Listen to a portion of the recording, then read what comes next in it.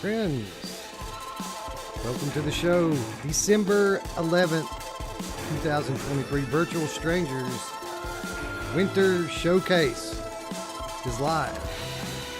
I, of course, am your host, Wes. With me, as always, is my good friend, Roots. Roots, almost forgot how to do this, man. I know, and then Eric throwing us a curveball at the last second too. I almost forgot, and then I almost forgot what I forgot. That being said, Eric, I hope you feel better. I know he would be sitting here right with us, but he's not feeling well all of a sudden. Maybe something he ate or something. Yeah, this was supposed to be a scheduled Eric Masher appearance, but he had some bad sushi or something, and literally 20 minutes ago tapped out and said, I just can't do it, guys. So shout out to Eric. Hope you're feeling better. We got this, though, man. Yeah. Absolutely, and I'm excited. I'm excited about. I was just telling D 1 week away from deliberations. It's exciting. That's true. That's true. That's why we're here, to kind of get the ball rolling, so to speak. We're winging it a little bit. Like, we don't have like a set format. I mean, I guess we kind of do, but we're just here to say hello, that we miss you guys, and talk a little bit about what we've been playing, and then we're going to get down to business and talk about the awards. We're going to name some nominees. We're going to let people have their chance to point out which games I forgot or which ones I likely took off the list, because as long as this friggin' majestic list is, it was twice as long. Oh God! Before I narrowed it down. Like, literally, Roots, I stayed up. And hopefully that kicks it back into some proper greenage. Yeah. Okay, now it's green. We should stop the little circle spinning. I don't know, man. That's this is par for the course. Yeah, it wouldn't be a Virtual Strangers episode if something didn't happen, right? Yeah, well, the bad news is I just saw somebody literally, and don't take it back, but like the stream right as the hopefully you didn't like the fact that it stopped. But I think we should be good. I'm going to watch it, monitor it. So That AV1, Roots. Yeah, I think it's AV1. No, the AV1's good, but my internet's been acting kind of funky. Well, I told you one of the games we're talking about, I didn't get into for this reason. I've been trying to download it for like 3 hours, and that's ridiculous. So I don't know. I guess on this end, as long as the upload works, that's all that matters. Through that. So yeah, that's the name of the game today. We're just going to hang out a little while, say hello, talk about what we've been playing, hit the categories and the nominees, and then say good night. So why don't we go ahead and kick off by saying hello to our friends in chat. Gabriel 004, the license to Meow Game Cat, is here. Techno Glitch said, just when I said hi. Yeah. Well, that makes sense, doesn't it? The glitch. You did it. The glitch. That's all right, though. You're worth it, Tech. El Diego VR. What's up, friend? John Savino's here. Looper, the Underground Game Cat, is here. Ben L of the Game Cat Army is here. Radio Runt is here, of course. From Southern California. He must be visiting his daughter. Oh, is that right? Yeah. Okay. Well, welcome back to Cali. Enjoy the traffic. Yeah, right. Silky Sime, the Aussie Game Cat. Love you guys and what you contribute to the VR community. Well, I love you too. Thank you for being here. Much appreciated. Distracted. What up? Midlife Kids here. Handy Capable Gamer is here. Elbert's here. What's up, Albert? Gonna be in Vegas in a few weeks, bro. Maybe we'll see you around. Travis Givens is here. Sim is here. Salvador is here. Mind Jive. Hello, hello, hello, and hello. 12 the Backlog Game Cat is here. Tatum's here. Flame Hat the Game Cat. Black Market Honey. Mr. Lord Beavis. And Four Wheelin'. Thank you, one and all, for coming by. We got some Slippies here. Indeed, we do. Johnny B's here. Chi-Town D. What up, D? Fide Lozix is here. So, yeah.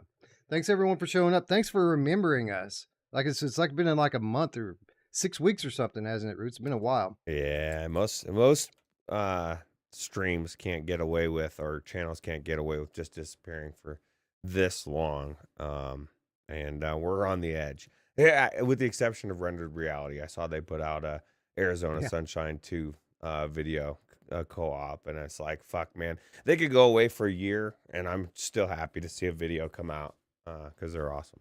So Yeah, they're like quarterly over there. They'll do a well, couple. they get it they'll done. They knock it wait. all out in one quarter, and they don't even need to worry about it. Yeah, there you go. I think they have the formula. We need to start doing it that Yeah, way. yeah, absolutely. Do one 20-hour stream 4 times a year. We kind of do that already once. So Yeah, once a year. But this is the thing too, Wes, and this is why Wes is always saying it's not going to be as long as it was last year, and then it always is. I'm looking at this list, and you said you had to cut it down. It was in half, and people don't realize like each of these categories. Like, I mean, as I'm looking at like last year, and we were trying to squeeze it in under that time frame before YouTube cuts off. And you start to add up each scene and then all the time. And I mean, it just, there's a lot. This is what we have here is a lot. And plus, Yeah. we're going to have interviews, and it's going to be an awesome time. So it's going to be an episode you don't want to miss. I've got a dev who wants to do an interview. Oh, really? On the 2023 show. Yeah. Okay, Yeah. nice. We got to see if we can make it happen with scheduling and all, because it is somebody in another country. But they want to do it. As long as they don't mind doing it. I mean, I like early we're easy at night. So as long as they're good during the day. So.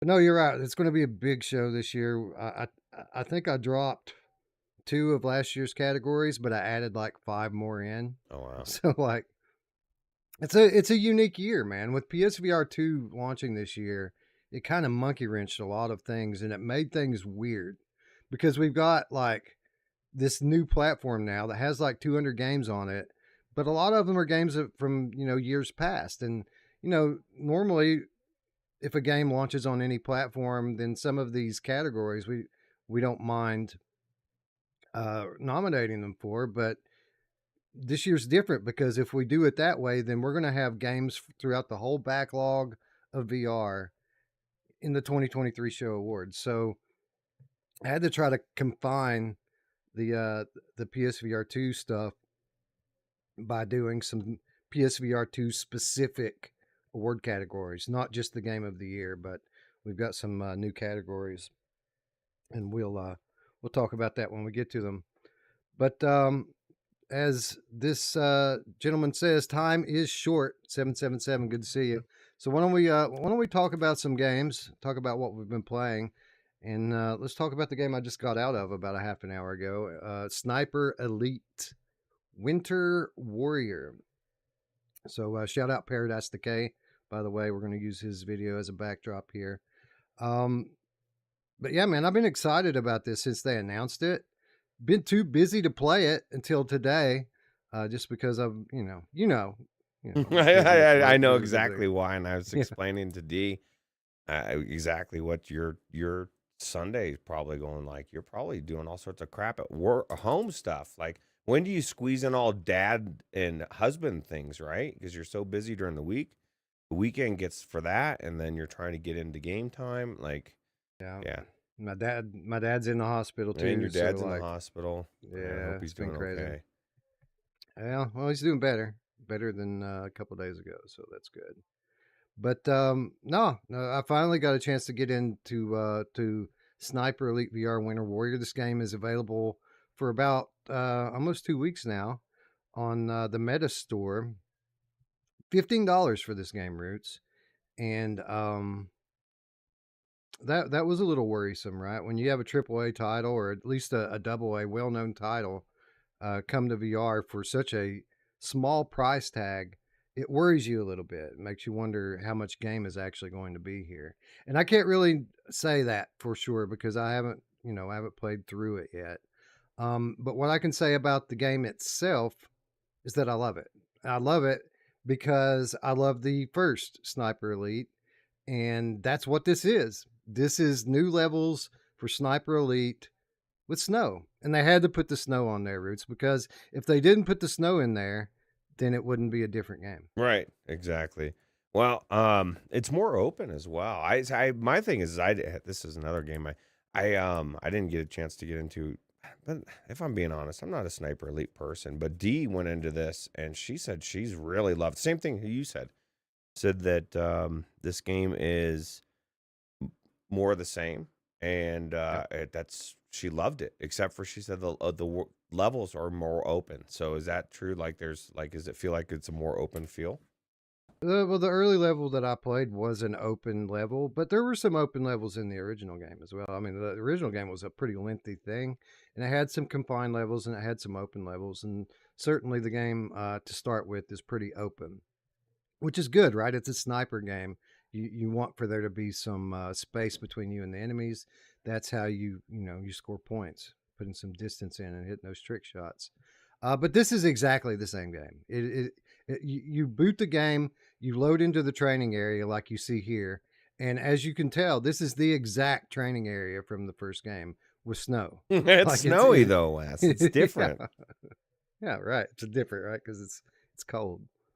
Um, but no, man, all the mechanics are the same. All the weapons are the same. All the UI, everything is exactly the same. The voice acting is the same. The setup where you're flipping through the book to go to the different chapters is the same. They tweaked a little bit of the structure. So before you had to make a certain score on a level to unlock the next one.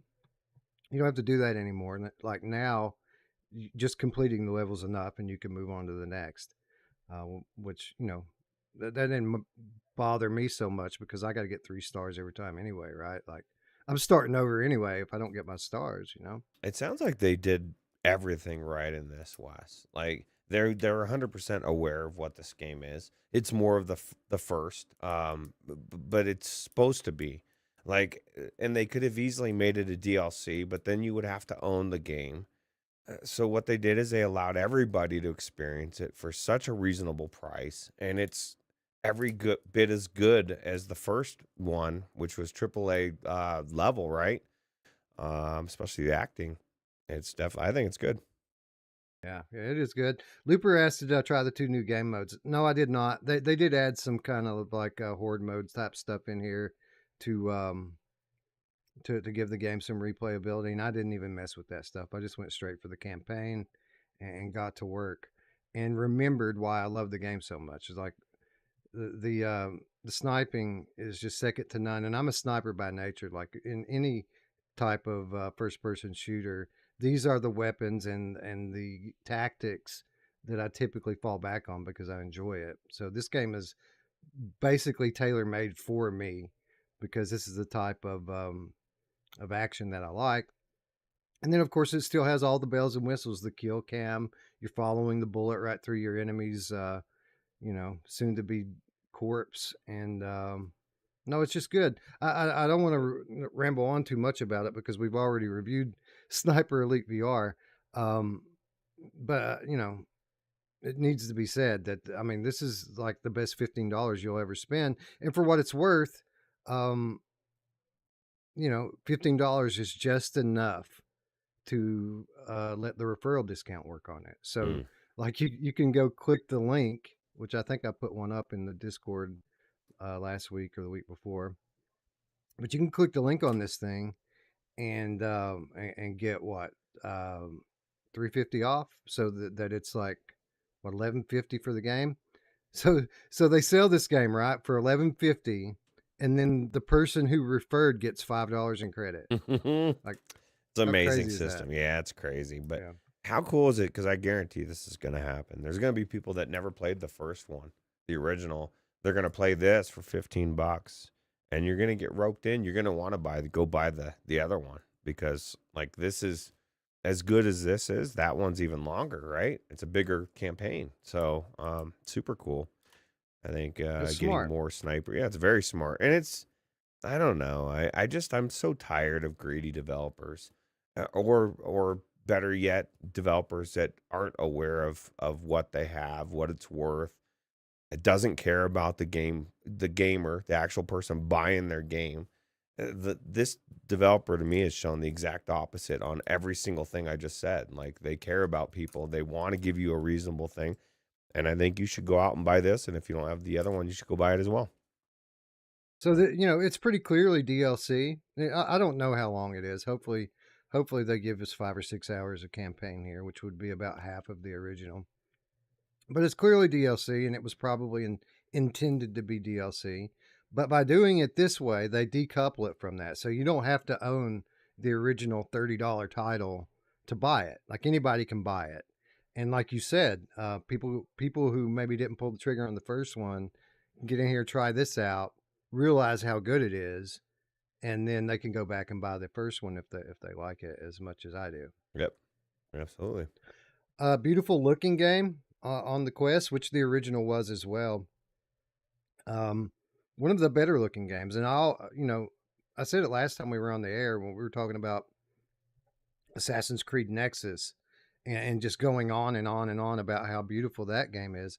It looks a lot like this game, honestly. The level of detail, the kind of architecture, just the overall layout. It looks very similar, right? Like the art style is pretty close. Yeah, absolutely. Definitely a beautiful game. And like I said, the voice acting is top notch, and it's just a good game all the way around. And I mean, the original, I haven't played this, but you're saying it's the same level. Yeah, it's the same. Yeah. Chinatown D in the chat says $15, little man. Put that shit in my hand. Yeah, D really enjoyed it, and so yeah, it definitely. Yeah, it's good. It's good. Good surprise. One of those nice surprises. I got some people in the chat saying hope that it eventually comes to PSVR 2. It might. It'll probably be a while because we know Meta paid for the exclusivity here. So I don't know if that's in perpetuity or if that's 6 months or if that's a year. It'll go by in no time. I was just thinking about, because I just picked up for the upcoming UEVR mod, which this game is amazing, and I can't wait to try it in VR. But Tony Hawk's Pro Skater, and that just I originally had bought it on Epic a year and a half, 2 years ago. I think it just came out 2 months ago. I saw on Steam. It's like, but time flies by, and then all of a sudden you can play games again on different platforms. So yeah, that's cool. Yeah, and honestly, I'm hearing through the grapevine that they've got another title in the works anyway. Wow. That's not just going to be Meta exclusive, unless Meta sweeps in last minute and throws down some dollars or something, But yeah, I hear that they're working on something over there. So a lot of people hopeful for Zombie Army. I know there's been some talk around that. I can't say for sure whether it's that or another game, but I did hear that they are working on another VR title over there. So super cool. Fingers crossed. So far so good. Sniper Elite was great. It was well received. One of the few flat developers that didn't get burned by bringing their game to VR. People received this one well and applauded them for it. So we should see more from them. Yeah, super cool. I can't wait. Looper says, hopefully that title is Zombie Army VR. I agree. I mean, just the concept of Zombie Army, I mean, it seems like a VR game. This is like, we have so many zombie games in VR already, and they all work so well. I'm sure Zombie Army would be no different. Right. Anyway, again, I don't want to run on too long about this one. It's more Sniper Elite, which is exactly what I wanted. So kudos to the devs for giving it to us at such a fair price. Right.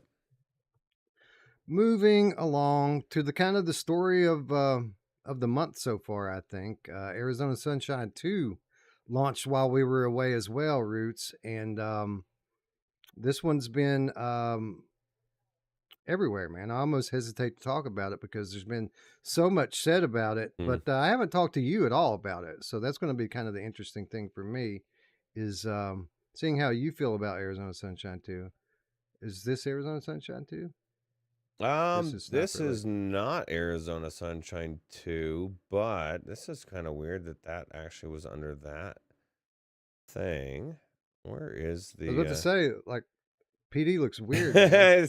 Well, see, that's not even it was supposed to, that was supposed to be for the other one. Hold on. Let me find out what's Yeah, it's all going good. on here. Anyway, Arizona Sunshine 2 came out from Vertigo Games last week. Highly anticipated title. A lot of big words going around about this one pre-launch. You know, Half-Life Alyx this, Half-Life Alyx that. Is it going to be that? It's not that. It's not Half-Life Alyx. But what it is Arizona Sunshine, and that's what I wanted it to be anyway. But I could definitely see the comparison, right? Because like the production value on this game is pretty high, right, Roots? Yeah. Yeah, no, you know what's funny is like when I first like the beginning of the game. Okay, here's the video that I wanted to get to begin with. My God. Um you know, the outside areas, I thought it looked pretty good. But for me, when I got inside, especially in like the terminals and stuff, I started to really get blown away by how amazing the game looks. Yeah. Yeah, that's the kind of the one thing that's good across platforms. It doesn't matter where you play this game at. It's among the best looking games on any platform. Which is what we wanted, right? Like I wasn't expecting this to revolutionize gaming the way that Half-Life Alyx did. When I heard those comparisons, what it said to me was linear story-driven shooter with high production value, and that's pretty much what this is. Um, you know, obviously it doesn't look as good on standalone as it does on PlayStation and on PCVR, but it looks great for a standalone game. Um, Roots, how did you play this? I assume you probably played on PC, didn't you? I did. Yeah, of course, on Steam. And it was good.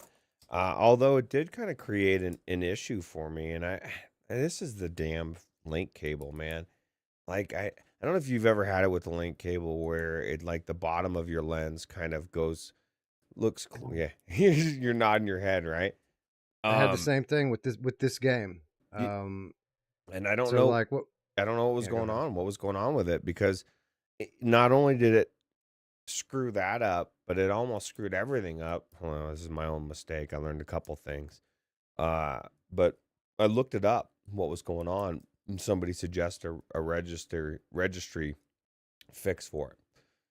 Really? Yeah, and so I did, and then I started to go into a couple of VR mods I've been going into, Luke Ross style, and everything was fucked up. Like it legit screwed everything up. And Wow. I was so worried because like I had just been playing it yesterday and it was fine. And then all of a sudden it was like if I turned my head fast or even my character, it would like get all weird. And so I went to Chat GPT and asked for like a fix and said this is what I did. And it gave me the fix and it didn't do shit because Chat GPT still sucks. And Hey, well, we love Chat GPT. yeah, Okay. we do love it, but I did tell it that it was worthless, in a fit of rage, and then so I went to restore, and restore point and restored it, and it fixed it, and that's the other thing that I learned: always have a restore point, and Yep. it was a nice fix, but yeah, so I don't know what that issue was, but never just blindly put a registry thing into your command prompt because it could fuck things up. Apparently, Yep. is For another sure. thing I learned. So I had the same problem. Here's my process with this game. So I download it, I install it on all platforms. I start out on PlayStation VR2. Loving the bright colors in the OLED. Loving the haptics and the controllers, the adaptive triggers. But a little bit of noticeable reprojection in there. That's what I was gonna say. Um, not perfect. So I say, you know what? Let's go over and just see what it looks like on PC. You know, the PC install file was almost twice as big as the PlayStation one. So I thought it might look a lot better even over there. It looks great here, but it might look better over there. So I plug in my G2 and it looks great. I mean, it's crystal clear, stunning. The colors, obviously you give up something with the colors. You also lose a little bit of the vertical field of view. I noticed uh, when I was playing on my G2. Like when I was playing on PlayStation, you could see your ammo count in your peripheral vision. You could see the whole cigarette in your peripheral vision. When I went to G2, I had to like physically look down to see that stuff. So I noticed a difference in the field of view right away. But beyond that, it was beautiful, and I said, "Oh, right. Stream's doing hiccup again, Okay, and I'm just all right, cool. Well, you should be good to go. okay, cool." So I get over on Quest 3. The colors look really good. It's super sharp, and I say, you know what?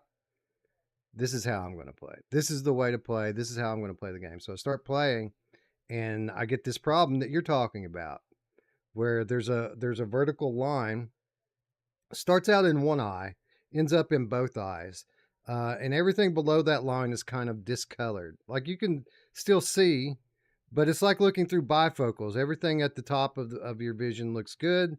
Everything below the line looks distorted and weird and a little off color. Um, so I reset the game, it fixes it. Start playing again, it comes back. Reset the game again, fixes it. Start playing again, it comes back. I say, well, shit. What am I going to do now? I'm all right. I'll go back to my G2 and I'll set the resolution back even a little bit more, because even on 70%, G2 is just stunning. So I go back to 70% on G2, play for about 20 minutes, blue screen, crash. All right, man. And then I go back and I put my PlayStation VR2 on, and the game works, and the It is not colors. crashing. There's no half vertical fucking line. Yeah. You And the want to colors are just beautiful. The dark areas are so much easier to see because of the OLED. And, I already said that the controllers are amazing. So I've been there ever since, pretty much. I've pretty much stayed on a PlayStation. couple things that stood out for me because I played it in the Quest Pro. One, I had, obviously it's Steam, so I had FPS VR, and I'm watching it. I cranked it up to 1.5. I never had it crash, but I can tell you why you did. So I cranked it up to 1.5, and it was running, but you could tell that it was like maxing the GPU out, and so I had it scaled Right. back to 1.3, and then it was great. But when I looked down at my FPS VR meter, I was running almost 18 VRAM gigabytes.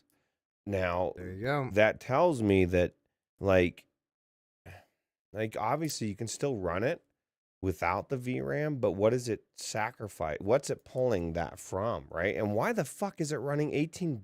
Like, is it just because I've got it and it's just like just Yeah. use it all, man?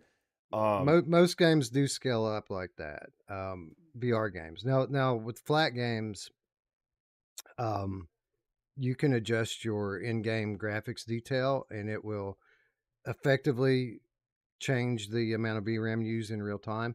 But a lot of these VR games just scale to whatever you have, and it doesn't matter. You could have 30 gigs or you could have 8 gigs, That and it's going is to use all of it. that is insane. I couldn't believe there was 18 gigabytes being used. Yeah. And so that blew me away. But yeah, no, it was definitely aside from the fact that it just about almost ruined. I was almost gonna have to wipe my computer is what was gonna have happen because I wasn't going back. I'm not going back, Wes. So yeah, it was I feel you, man. So I'm sitting here struggling with this 3080, and it's meager 10 gigabytes of VRAM. So you're right, and this is something I kind of alluded to before, that you know it was the only step back I took coming from 1080 Ti to 3080. 1080 Ti had 11 gigabytes of VRAM. This had 10, and they said, it don't matter. It don't matter. You don't need it. It's faster. The VRAM's faster, so you don't need it. But I do still get crashes from time to time. Um, and it's weird, man. The G2, the way the G2 works is if you get into a game and you just play it, it works fine. But the minute you hit the button to bring the Steam VR menu up, it blue screens and crashes. And mm, the way the controllers are made, you accidentally hit that shit all the time. And it doesn't mean just, closing the game and rebooting it back up. It means closing the game, closing Steam VR, restarting everything, and then bringing it all back up every time that happens.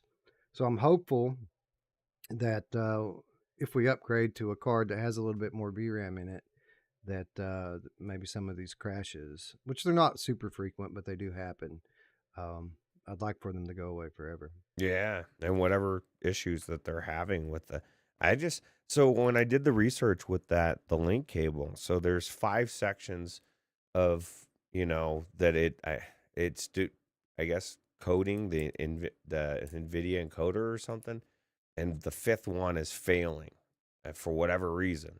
And there's just one more reason. What's odd is I'm seeing this comments from like people that are having this issue from a 2-year-old post, and people are having it still now. And it's like, Yeah. the people are like, why are we still seeing this issue this is happening 2 years ago?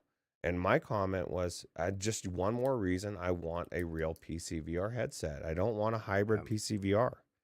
It's not hybrid. It works when it wants to, or it has its issues. So I want what you have with the reverb, but I want flat pancake lenses. And so I guess I'm gonna have to wait for Deckard probably. Yeah, we're almost there. We're almost there. In the meantime, I have not tried Steam Link. People are saying Steam Link is phenomenal. That it's so easy and it just works. And of course, you don't get all those options and stuff like you get with Virtual Desktop, where they let you put in the color enhancements and all this other stuff. Set the video bitrate, all of that. But there's a beauty in simplicity, Roots. It's why I'm a console gamer at heart, because I just want to play, man. I don't want to tweak. Don't want to tinker. I'll tell you what I do. I think I'm going to go and play this game next time in Virtual Desktop for that reason, because it's not going to have the line issue, because that's a link cable issue. I'm going to have the colors of the OLED, because you're not kidding. Like the OLED, like I just got an OLED monitor last week, and I was just going into this game, even though it's a headset and not a monitor, the yellow, and I was like, man, that yellow looks really like shitty. And then it didn't even dawn on me, because I've been looking at this OLED fucking panel, that I'm starting to get used to the OLED colors. And now I'm pissed at Brad. I'm pissed at Jim Hall. And I need to get a headset with real OLED colors. I guess if I go into Virtual Desktop, my headset will probably look better, because I can use those color enhancements, right? The backlit as well. So yeah, it'll help a little bit. Yeah, for sure. Anyway, let's talk a little bit about the game. So, at its heart, this is still Arizona Sunshine. Now it is a next gen version, right? Like, obviously, we already talked about how upgraded and beautiful the graphics are, but the weapon mechanics, man, we were hoping, Roots, that they kind of carried over some of that after the fall weapon awesomeness, and that's exactly what they did, right? Yeah, absolutely. Not only that, but the way that the gunfire, the explosions, I was impressed with just about everything in this game. I won't bring up any negatives yet. We'll have time for that. But oh yeah, we'll get to that for sure. But yeah, no, I agree 100%. The gunplay is phenomenal. Still super linear, but the path is wide enough to allow for exploration, and that's kind of a new aspect to the game as well. Is that now there's exploration routes that, like, they want you to look around so that you can find components for crafting. And while I was really expecting a little bit more out of that aspect of it, still cool to have, right? Yeah, just something to give you a reason to look around, and more than the bullets, right? Because that was before. It was like, okay, you're going to need ammo. Obviously, you need to do it. But what I was really impressed with, I mean, I guess it's the same thing that they did with the first one, is, yeah, it's linear, and it is more open, and it doesn't feel linear or as linear, but it's the story is pulling you through. Like, the story is so good and intriguing, and like there's a psychological aspect to it. You know, like this dude's ready on the. I guess he kind of was before, but he seems like he's really is on the edge of killing himself, right? Like this is a last ditch effort, is kind of where I see it. Like if he doesn't, Oh yeah, if this is it. Like if he doesn't get away, he's about to lose his mind. He's about to kill himself. And yeah, I just it may really left me with what I need out of a game like this, because I don't. The zombie shooter's not going to pull me through. Like I've played so many of them. I need a story like that I'm invested in, a one that I want to know how it ends. And that pretty much within the first 15 minutes, that's what I got with this game right. so far. And I'm probably not nearly as far as you are into it, but um, you know, I'm enjoying, definitely enjoying the story aspect of it for sure. Yeah. They hit you with the suicide talk right away, and it really sets the tone. Not only letting you know that they're not going to pull any punches in this game like so many others do in 2023, um, but they start working on your emotions, getting you to feel sorry for your character, and that's why it makes it so much more impactful when you meet Buddy the dog, which is kind of the biggest difference between this game and the original Arizona Sunshine 2 is the dog, right? Which um, you get attached to immediately. Your character gets attached to immediately, and I really think it's a nice touch to add to this game. Absolutely. And I felt like I was really petting him. Like in a lot of games, you feel like you get the pat or whatever, but I could really stroke his head. You know who really likes to stroke his head, Wes? My I do. Yeah, she does. Yeah, she does. But yeah, no, it was my thing is like you said, he's definitely a support thing, but it changes the gameplay as well. It's not just a shooter, man. I'm fucking throwing that like every time a zombie's flying at me running, that's where the dog is going to intercept. Just give me some time, slow him down, right? I thought that just being able to use the dog in combat is super cool, because they could have just put him in there for and not even had him be that way, right? Right. But he's definitely a good addition. Yeah, yeah. The dog saves your ass a couple of times. When you get big hordes after you, and you're struggling to reload, and you're walking backwards, and then Buddy will just kind of jump in out of the side of your peripheral and take down the one that's about to kill you, um, which I makes you love him all that much I more. send him. Do you send him out to like specific zombies? I'm telling him, fucking go there, bitch. Go there. There. Hey, buddy, I'm Sometimes sorry. You're my friend. I'll come, and then he comes back, and yeah, he's a good tool to use. you give him a hat. Did you I put a hat on did. him? I did. You know what? And I thought it was kind of ironic is Spry Guy didn't give himself a hat, because you know how they've got the your achievements. Then you get, you know, Right. I gave him a hat right off the bat. I put a little cowboy hat on him, and then I put a little more of a patriotic one, and then the mask so far. But I think it's cool. I think it's cool. It gives you not only, again, is he a can you dress him up, which is kind of cool. You've seen that in other games, like what was that one where you could fist bump the Falcon? You could put, Falcon Age. yeah, you could put a little hat on, which Wes was not interested in.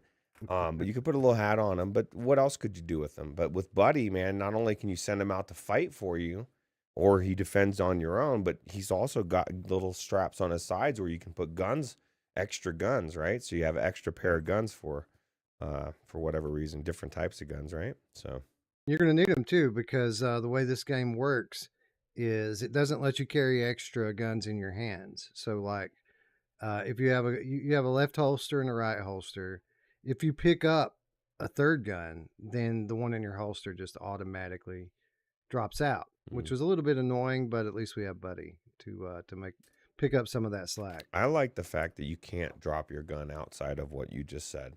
Like you just drop it and it goes straight to your Yeah. belt. You know, that to me, that there's nothing more frustrating in VR than scrambling looking for your gun on the ground, especially for people that are new to VR. I just think that it works really well, and yeah, it's cool. Yeah, very Arizona Sunshine like again, a very clear sequel. Still has the multiplayer stuff that the first game was known and loved for. You can play the campaign with a friend. You can go to horror mode with up to 3 friends, and it's all nice and solid. So let's talk a little bit about the downsides of the game. But first of all, before we do this, I want to make it very clear. I love this game. It's so fun to play. It's easy to just lose yourself into. The level design's top notch, and it's really just more Arizona Sunshine at the end of the day, which is perfect. That's exactly what I want it to be. I love your disclaimer because there's somebody out there that's like, why do you hate it? Like, dude, we just Yeah, fucking right. raved about it and said it was awesome for like 5 minutes.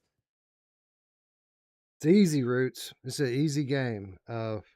So when I played this game primarily, um, my right hand was partially paralyzed. Like I couldn't hold it up. It was just limp for weeks. Mm. Um, it's only just now getting to the point where I can use it to play VR again. So when I played this game, I played it left-handed. Um, Not only did I play it left-handed, Roots, but I played it on hard, and it wasn't hard. It was pretty easy. Now I'm not saying I didn't die. Of course I died quite a few times, but there's no penalty for dying in this game. It sets you back 5 minutes, and you try again. You be a little more careful this time, and you make it through. But I found this game to be extremely easy on hard left-handed. Wow, this could go crack shot left or right. What's funny is Yes. it's the hardness is just how many times you get hit, right? It's like 2 hits and you're dead. And so like Right. that's it. Somebody was saying trying it playing it on Apocalypto or whatever, but my only problem with the 5 minutes and you redo it, it's sometimes it's not easy. Like there was a couple places where I died where it's like I had to clear the room like in that terminal or whatever, and like there Right. just took like 10 or 15 minutes and then I die and then I'm back at the beginning of that terminal. I'm like, fuck, man. Yeah. You know, I died a bunch there too. Yeah. yeah, so there's a little bit of penalty, but I know exactly what you're saying. Like it definitely is not a hard game. And I don't know if they would just want it. I mean, it's not easy by any means either, but it's not hard. Took Um me 15 minutes to figure out at that spot, Roots, that you can just walk up to the front of the counter and pick off all the zombies that are laying on the floor. You can just kill them before they get up. well, And it's true, but you know what yeah, I was using the dog for? In that, this is what I did in the dog. I would send them to the get one, and as soon as yeah, they were down on the ground, I'd walk up and I'd pop them in the head. And we were tag nice. teaming those fucking bitches, man. Me and Buddy, we had a system. It was cool. I did. I felt like we were a team. Super cool level, by the way, right? When you get downstairs, after you get through that, you get downstairs and all the zombies are outside the front window and you're afraid they're going to bust through. Like the audio design in that is just top notch and like bone chilling. Absolutely. Yeah, and that's the thing too is like how they react to noise and stuff in this game, and like they're clearly it's kind of in a sense takes something kind of from Walking Dead Saints and Sinners, except for there it was your audio of your cue right when you're talking if you set it that way. Here, yeah, I mean, I guess it does the same thing with gunfire and all that, but they did it really well in this game, and so yeah. Absolutely.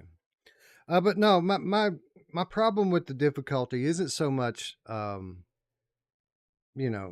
easy it is to kill. And you're right. The harder you make the difficulty, the faster you die. Like you get put it on apocalyptic, and they pretty much hit you one time and you die. Fair enough. That's not what my problem is. My problem with the game is that there's no scarcity of resources. I was hoping that when I put it up on hard, when I put it up on apocalyptic, that I have to conserve my ammo because it's not going to be so easy to find. But it's the easiest to find. It is fucking everywhere at all times. There's ammo all over everything. Like They must I, anticipate that it's gonna be a fucking gunfire I fiesta. guess. You know what I mean? Like you need those bullets. Like I stayed full all the time. Like I never like the max on the pistol ammo is 150. I'd go through a firefight and get it down to 100, and then walk around and pick up a few clips and right back up to 150. Never even got close to running out of any of the ammo. And that was kind of probably my biggest pet peeve with it, was like I want to explore these maps, but even with the crafting and all of it, there really wasn't any reason to explore. Like, so I wish I had to look for ammo. You don't. It's everywhere. Laying on every fucking thing you look at, there's ammo. At first you start looking for stuff to craft with, but all that's a waste too, because at the end of the day, there's 4 different things you can craft. They're all explosives, and you can only carry 2 of them. And it's not that you can only carry 2 explosives roots. It's you can only carry 2 anything. You can carry 2 explosives, melee weapons, and health power-ups. 2 of all of that combined. they're taking the vow. No threes, right? No. Right. So what that means is that you don't need the crap, because you can't take that shit anyway. Like, you have to leave it behind. So then why am I exploring? Like, why do I need this stuff? I don't. Right? Yeah, absolutely. I mean, you really don't. I mean, you get into some scenarios where you kind of feel like you need those explosives. Yeah. But I don't know. I agree with you. It's kind of like they have something there that could have been more, and it just is what it is. It means you have to choose. You have to either have explosives or have melee weapons. You can't have both. And most of the times I side with the explosives, because you're right. There are areas where they're very handy. And typically, if you see a crafting case, that you're about to need a grenade somewhere. Right. So basically what it means is that I don't carry melee weapons with me. Like, I'll fill my sleeves up with explosives, and if there's a melee weapon there, I'll grab it and I'll just use it until it breaks immediately, because I can't carry it. That melee weapon is fucking crazy though, man. It's just like slice right in their head every time. Chink, chink. Like, you're just going crazy. Right? Yeah. Feels good. It does feel good. They did that. The melee was very good in this. Now, the biggest thing that bothered me in this game, I just don't feel like the climbing is that good. Like, you've heard me rave about climbing be, amazing. And like, when it flows, this doesn't flow. Like, there's a delay, and I feel like I'm having to wait half a second, and it's just enough that it bothers me. The good news is there's not much climbing in this, and it's not like a climb fest where you're doing it all the time. It's just, I've gotten to a point now, like, when climbing's done well, I enjoy it. And it's not because I want to be climbing. It just feels good to climb. And so it's immersive. Yeah, exactly. So when I have any bit of delay, it just bothers me. So. Yeah. I mean, the climbing could have been better. It didn't bother me all that bad. But I did notice it. So you're right. There's not a lot of climbing in it. If you don't like it, you can toggle it. Yeah, you can turn it off completely. Absolutely. Yeah. Elvert's crying in the chat. Oh my God, the climbing, the memories are coming back. But yeah, I mean, it's fun overall. It's a really fun game. I just wish there was more inventory slots for you to carry some of extra equipment with you. They should have put something on Buddy that lets you carry melee weapons and explosives, but they don't. Well, they let you carry guns that really you don't end up, at least I didn't, really using much. I would have rather been able to put melee weapons on there, or have the choice. Yeah, exactly. Same. That and the ammo being everywhere. I feel like when I put it up on hard, when I put it up on apocalyptic, they should make me scavenge a little bit. I love the map. I love exploring the map. And I did. I explored every inch of it, opened every drawer in every car. But it wasn't because I had to. It was because I wanted to. I wish that I had to. If you went through again, you wouldn't probably, right? No reason to. It's frustrating, man, because you end up replaying these sections a lot, the hard ones, and the first time I'm super cautious and I go through and get all the stuff. The second time through, I leave a little bit of it behind, and by the third time through, I'm just like, fuck it, and I just run right through and forget all that stuff. But there are collectibles in the game that you can find, and unlike most games when you find a collectible, you get the achievement for finding it. It's a permanent stat; it never goes anywhere. But it doesn't work like that with Arizona Sunshine 2. If you find a collectible and then get killed afterwards, you have to go find the collectible again and pick it up. So there are No. collectibles that I don't technically have in the game that I absolutely found over and over and over again. But by the time I got done, I was just so frustrated that I didn't stop to pick it up. Yeah. You never got it. It never happened, Wes. Right. I guess there was a reason to go back and play it, but as if I need a reason. I'm going to play this game over and over and over again with probably Co-op. every member of my family. Yeah. That's right. Co-op. Are you kids excited about it? I bet, right? Oh yeah, yeah. My kids are super excited about everything right now. Like this game, the one we're about to talk about, and then my sons are excited for the Five Nights at Freddy's 2 that's coming out next week.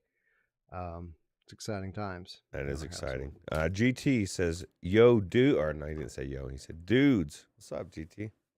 What's up, GT? What's up, Tiffany? Tiffany in the chat. Good to see you. Just raving about Arizona Sunshine 2. Yeah, it's a good game. What do you think about the price, Roots? They put a $50 tag on this game. For the we just raved about, or I just raved about how good of pricing the other one was. I don't know that it's $50 is outrageous, but I just feel like there's so many other games that are better priced, fairer. Like right. It's not that it's not worth 50. I think it just probably 40 would have been a more accurate price, I think. Right. It's $50 quality, but it's probably a $40 game. Yeah. Right. Yeah. Now I will say this. A lot of people are sitting here and calling this a 4-hour game, 5-hour game. This is not a 4 to 5 hour game. I'm between 5 and 6 hours in on my PlayStation save. And I'm in chapter 9 or chapter 10 out of 19. So if you were playing it on like medium, maybe, or you know what I mean, like an easier level where you don't die as easy and you just blew through it. And I'm not saying you couldn't. I'm not saying you can't do it in 4 to 5 hours.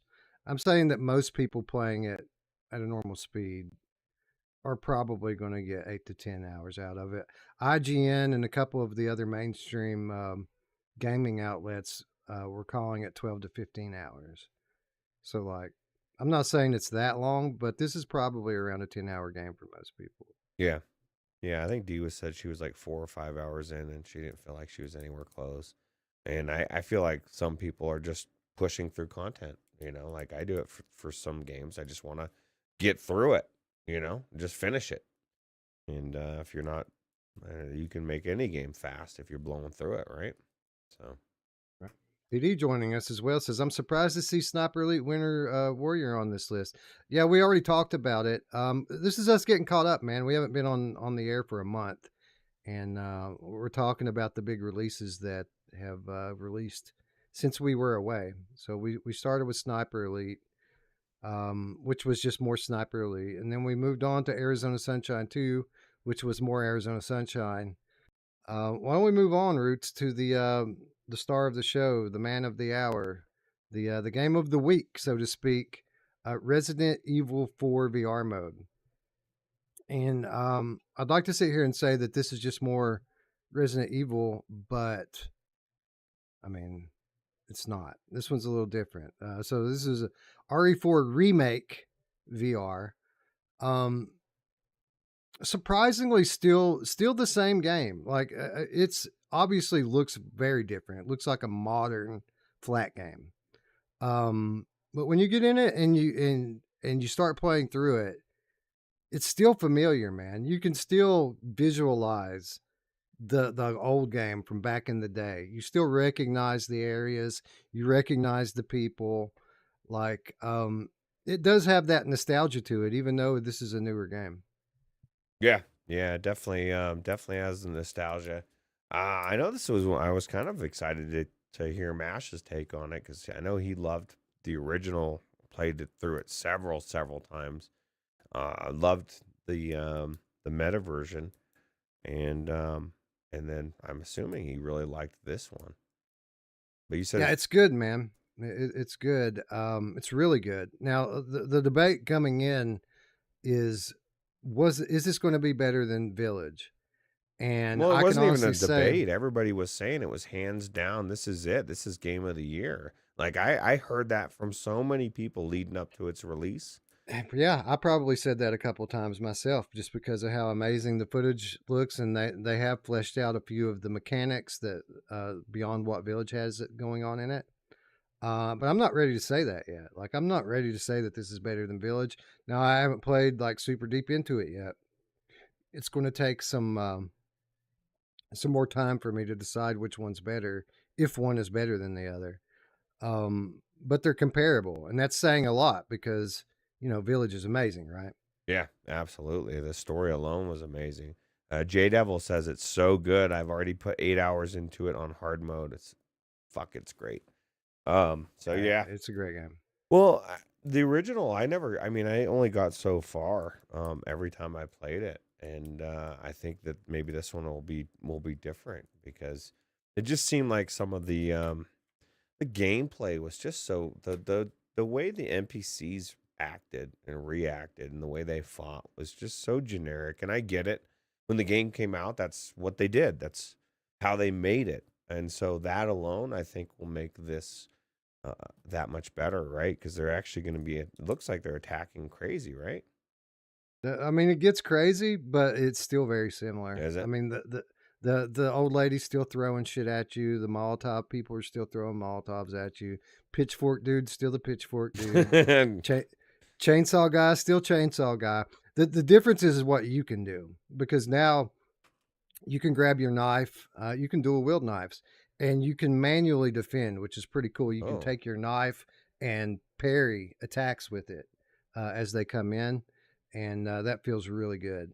Um, the weapons feel great. I mean, they're a little watered down with like the reload. It isn't like it's a manual reload, but it isn't like a full manual reload. Like, you'll put one shotgun shell into your shotgun and it'll give you 6 rounds. You know what I mean? So it isn't like a full 1-to-1 manual reload, but it's still really good. What really probably surprised me more than anything about the game is I was expecting those quick time events to go away completely. Like when you play Resident Evil 4 on MetaQuest and you go to kick somebody, you'll jump out of Leon's body, you'll watch him kick them, and then you'll jump back in. I didn't think we were going to see that here, but you absolutely do, Roots. You watch Leon kick people, you watch him jump through all the ooh. windows and shit. It's just like the well, I'm not going to say it's just like 4, but it has a lot of that stuff in here that I didn't expect to see at all. It makes you wonder. It makes you wonder if I mean, obviously, we look at it as a fault or but they're clearly they're like this is a part of the game. We want this to be in there. You know what I mean? Like it's not an inconvenience. It's not something that an oversight. It's clearly they want it there. There's just two versions now in VR. They've left it in, right? And this is the Yeah. remastered version. Um, so and maybe So, it's just because they're appealing more to the nostalgia of the people that love the game that don't want it changed than the actual people that um bitch about everything. You know what I mean? Like right. I've heard people saying that the cutscenes aren't VR enough, and I'm just thinking, fuck, man, let's run every VR company off. You know what I mean? We don't Yeah. want your games. Fuck you. You know, it's just so weird to me. Like it seems like it's I being that I have took 3 hours to not get in, be able to get in there because the download. I guess it's an amazingly big game, and my internet's sucking right now, but that's just weird. Um, they do seem less frequent. It's like it seems like it's every 30 seconds when you're playing the one on Quest. It's not nearly as frequent in here, and of course, you get to control a lot of that with how you play. Like if you can go through here and never kick, and you'll never have to see that, right? Yeah, absolutely. And then with the boss fights, there's actually options for it. So like some of these big immersive boss events, like when well, I don't want to give it away, but I mean this is a fucking 20-year-old game. Can I possibly spoil it, Roots? I Like, don't. I think if you get spoiled by now, that's your own fault. Like this is the thing. It's been out for 20 years and it's been covered by so many people. all right, I'll just stay super generic with it. There are, in some of these boss fights, these bosses really grab you and take you for a ride. There are options for these in the VR settings, and it lets you pick whether or not you want to go to third person or stay in first person for those. Okay. So it isn't like it one to one like it used to be, where it forces you into third person all the time. Like some of the bigger events, you can stay in first person if you want. You know, of course, at your own risk. If you're somebody who gets sick easily, you might not want to do that. This is my thing. The biggest takeaway from this game in general is it's a remake. Like this was a big deal, flat, huge, right? Yep. And within months, and I know some people want to do semantics and say it wasn't a simultaneous release, and get the fuck out of here, man. Like we see like one platform do a release and then on Quest, and then 3 months later a release, and we still consider that pretty much a simultaneous release. I just think it's encouraging that such a big release that they was so big pretty much immediately gets a VR port. That Yeah, they shows didn't me even that wait a Sony's year, all man. in. They didn't even wait a year after releasing Village to put this out. That's just mind blowing to me. Right. And so like I know that we're in the dark on what Sony's doing. But they've proven to me that they're committed in bringing AAA to VR, and they're the only platform that's doing it. They're the only company that's paying developers to do it, right? Yep. So Yeah, I mean that's true. If your definition of a AAA VR game is a VR game that is on par in terms of quality with today's best flat games, PlayStation VR2 right now is the only place to play those games. well, Period. that's what a AAA VR game is, and we can consider a lot of games AAA in the VR space. But like a AAA game is a game that was developed for 10 years and had hundreds of millions, or if not $1 billion spent on it. You don't get that in VR built from the ground up. You know what I mean? And so to have something that's that big, that much money spent on getting put directly the same game, not a watered down version, not a fucking taste, not an episodic, the whole game that the AAA people get to. This is what we need. We need more of these, and Sony's the only one bringing them. So it may not be on our timetable, but it's happening. And that brings me to kind of the bottom line with this one, and that is this is an amazing game. It's an amazing game and experience. Like, so I start playing it, right, and like I said, the walking down that first path is very familiar, and playing through that first little village area where they they have the bonfire and the church and that thing everybody's played through a million times. It all feels very familiar. But then you play a little bit further in and you start getting indoors, and you kill this guy, and then I hear like 2 or 3 rooms over like a labored scream, and it's muffled and it's ominous, and it makes me remember what it's like to be in a AAA horror game. And at that moment, I just get giddy. I just can't wipe the smile from my face because now I remember what this is going to be. And sure enough, it doesn't disappoint. This is an amazing game. It's beautiful in the headset. Now, I did talk to Mash a little earlier. He had just played like the first 15 or 20 minutes of the game. And he asked me, "Hey, Wes, is this blurry to you?" It's super blurry to me. I recalibrated my headset. I did all the stuff and it's still like super blurry to me. Um, no, no, it's not. It's not blurry to me. It looks beautiful. Now, it's not the sharpest game I've ever seen on the headset. Like it's not like super crystal clear like Saints and Sinners Chapter 2 is. It's like absolutely beautiful and crystal clear on PlayStation VR2. This isn't that, but these environments are way more detailed than those are. Um, I think what he might be seeing is that there is reprojection here. Like if you're moving, there is ghosting when you're moving. It's not like Horizon Call of the Mountain egregious levels of reprojection, but it's noticeable. So if he's just running around and not stopping, it could make the game look blurry. But that's not how I play. Like I'll move, I'll stop, I'll look around, I'll move some more, I'll stop, I'll look around. Um, when you're not moving, the game is pretty damn beautiful. But if you are sensitive to reprojection, be warned, it is present here. Do you think that's going to be like the story throughout this consoles or this headsets thing? Because, like, and I'm hoping they fix it, you know, because I just think of this being somebody's very first game, and they don't have Wes there to explain to them what's happening. And that, you know what I mean? And they're like, what the fuck is this? And maybe it does make them sick. And, you know, what you're describing is about the only AAA thing that isn't going on in this game, because a AAA game shouldn't have any reprojection, right? Like it, and I don't know if it's, I don't know. Is it something like, is it software related? Is it the hardware? Like, Oh, it's definitely software because we talked about this before. The meta reprojection, you can't even see it. Like it's not discernible. I But just would hate to yeah. talk about it and not saying you're talking about it dismissively, but it's almost like how do you,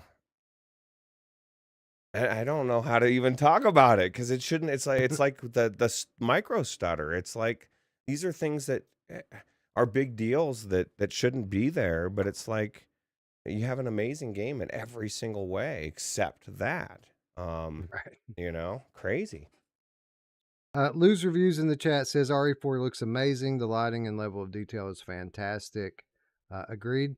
Looper, the underground game cat, with a potential explanation here. He says, whoever experiences blurriness in Resident Evil 4, Oh, make sure to disable tracking support in the settings. Reportedly, it messes up the resolution. oh, well, that would make sense. I There you go. guess if that's a way to fix it, definitely get that to mash and you know, it must be a bug or something. I mean, that's the Yeah. thing is bugs do happen, and hopefully this will be something they can fix out, right? So, Yeah. But it is a beautiful game, and I'm not trying to diminish the uh the presence of reprojection here. It's just it's not super egregious. Like there are levels of it in different games. Um it's not really that bad here. Again, it would just for people who are super sensitive to it, they'll notice it, but I think most people are not going to think twice about it. okay. But it's yeah, it's a great game, and it's weird, right? Because obviously people are going to start drawing comparisons to Village. It's a very different game than Village. It really is. Like they really preserved the feeling of playing the original Resident Evil 4 in this. While it is a remake and the character models and environments have all been made over, it's still that game. And um, it's a game that's been lauded as one of the best games of all time for a reason. It was Game of the Year, like flat Game of the Year in multiple publications this year because it's that good. And it's one, I mean, this is a superior version in VR. I mean, you don't get to hold your weapons in the flat version, right? You don't get to aim down sights and defend with your hands and parry attacks. Like this is all stuff that VR makes possible. So this is the best version of one of the best games of the year, playable in VR. One of the best version of the best game of all time, or one of the best games of all time, playable in VR. And for those of you out there who are saying, "Well, I'll just go play it on PC with the Prey Dog mod. I played it on PC with the Prey Dog mod, and that was cool, but it doesn't hold a candle to this experience. It really doesn't. And it's not just because that's third person and this is first person. Like it looks way better in the PSVR headset than it did during that mod. Um, and again, it has all these VR specific um, actions built into the game that you don't get playing it with the mod. So, Do you think this is the Quest with the pancake lenses might? I don't know when you played it. You probably played it with G2, right? yeah, definitely was G2. Yeah, because I am interested to check it out in the Prey Dog mod and see it. But I also want to check it out in the. I enjoyed it. I really did. I enjoyed the Quest version. But I look forward to an even better graphically Prey experience. Dog is going to release an updated version of that mod to allow for first person play and maybe even some motion controls as well. We'll see. Well, I'll tell you what. After that last interview we did with on Crewcast, I have a lot of respect for Prey Dog because I found out he plays World of Warcraft Classic, and that means him and I are a lot more alike than I thought. But no, he's doing magic. He's it's crazy. Magic the Gathering? Yes, I'm just joking. No, Prey Dog playing Warcraft just means that nobody's going to get that mod this year. That's what that means. That's what was funny. I was like, what? That's when he's delayed because he's playing Seasons of Discovery. I know Paradise Decay is playing it as well.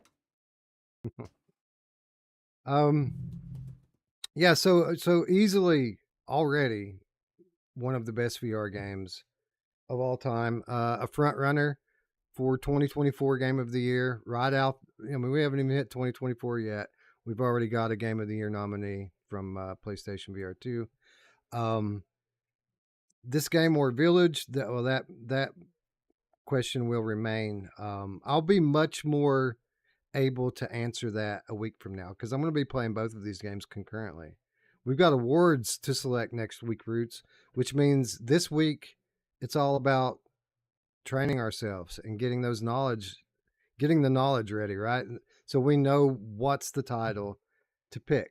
And to wrap up our show today, we're going to run through the categories real quick here and nominees. So listen, guys, I mentioned I put a lot of time into this, probably 8 to 10 hours working on this solid. I was tired when I got done with it. If there's something egregious missing here, say it in the chat. And it could be possible that I forgot something or missed something. We can add it in. But after the show ends, the list is final. The voting starts tomorrow on the Virtual Strangers Discord. There's an invitation to our Discord in the description down below. And voting for these awards will open up tomorrow and last through the weekend. And then 1 week from today, I'll be meeting with the patrons. By the way, patrons, keep an eye on the Patreon. I'll be putting out an RSVP tomorrow for those of you who want to join us and help pick the winners. But a week from today, Roots and I will be meeting with the patrons to decide who's going to win all these awards, and there's quite a few of them. Yeah. So yeah, why don't we go ahead and get started here and take a look at the first category, best VR mod of a flat game. So I went back and looked, and there was about 20 of these all year. And I didn't want to do a category with 20 nominees. So, not everybody gets a nomination, right? I knocked 5 off the list. I share the list with Patreon, and they're like, well, what about Dredge? Okay, I'll put Dredge back on there. So we have 16 here. I wouldn't be opposed to knocking one off, but what do you knock off of this list, Roots? Either Portal 2 or Half-Life 2 episodes 1 and 2. Oh, wait, there's about 17,000 people's heads exploded. I don't know. I don't know what you would knock off that list. I know what I would not knock off that list. Uncharted 4 or Far Cry 6. Dee's been loving Far Cry 6, she said. And, there's been amazing games. that have came out. It's crazy. So we're going to save the discussion for the awards show, but we'll run down the list here really quick. Best mod of a flat game this year. Bendy and the Ink Machine. We kicked off the year with that. I remember playing through most of that game. I damn near finished this game, Roots. I quit halfway through the last level. That's crazy. Like that should tell you how good it is. Like I kept going back to it. Prey 2006, playable fully on MetaQuest, thanks to Team Beef. Metal Hellsinger by Living Frey. Half-Life 2 episodes 1 and 2, of course. Star Wars Jedi Knight, Jedi Academy, another great Team Beef mod. Crisis is playable in VR now, Roots, thanks to Kabbalistic. Of course, Portal 2. High on Life, one of my favorites this year. Atomic Heart, both Luke Ross mods.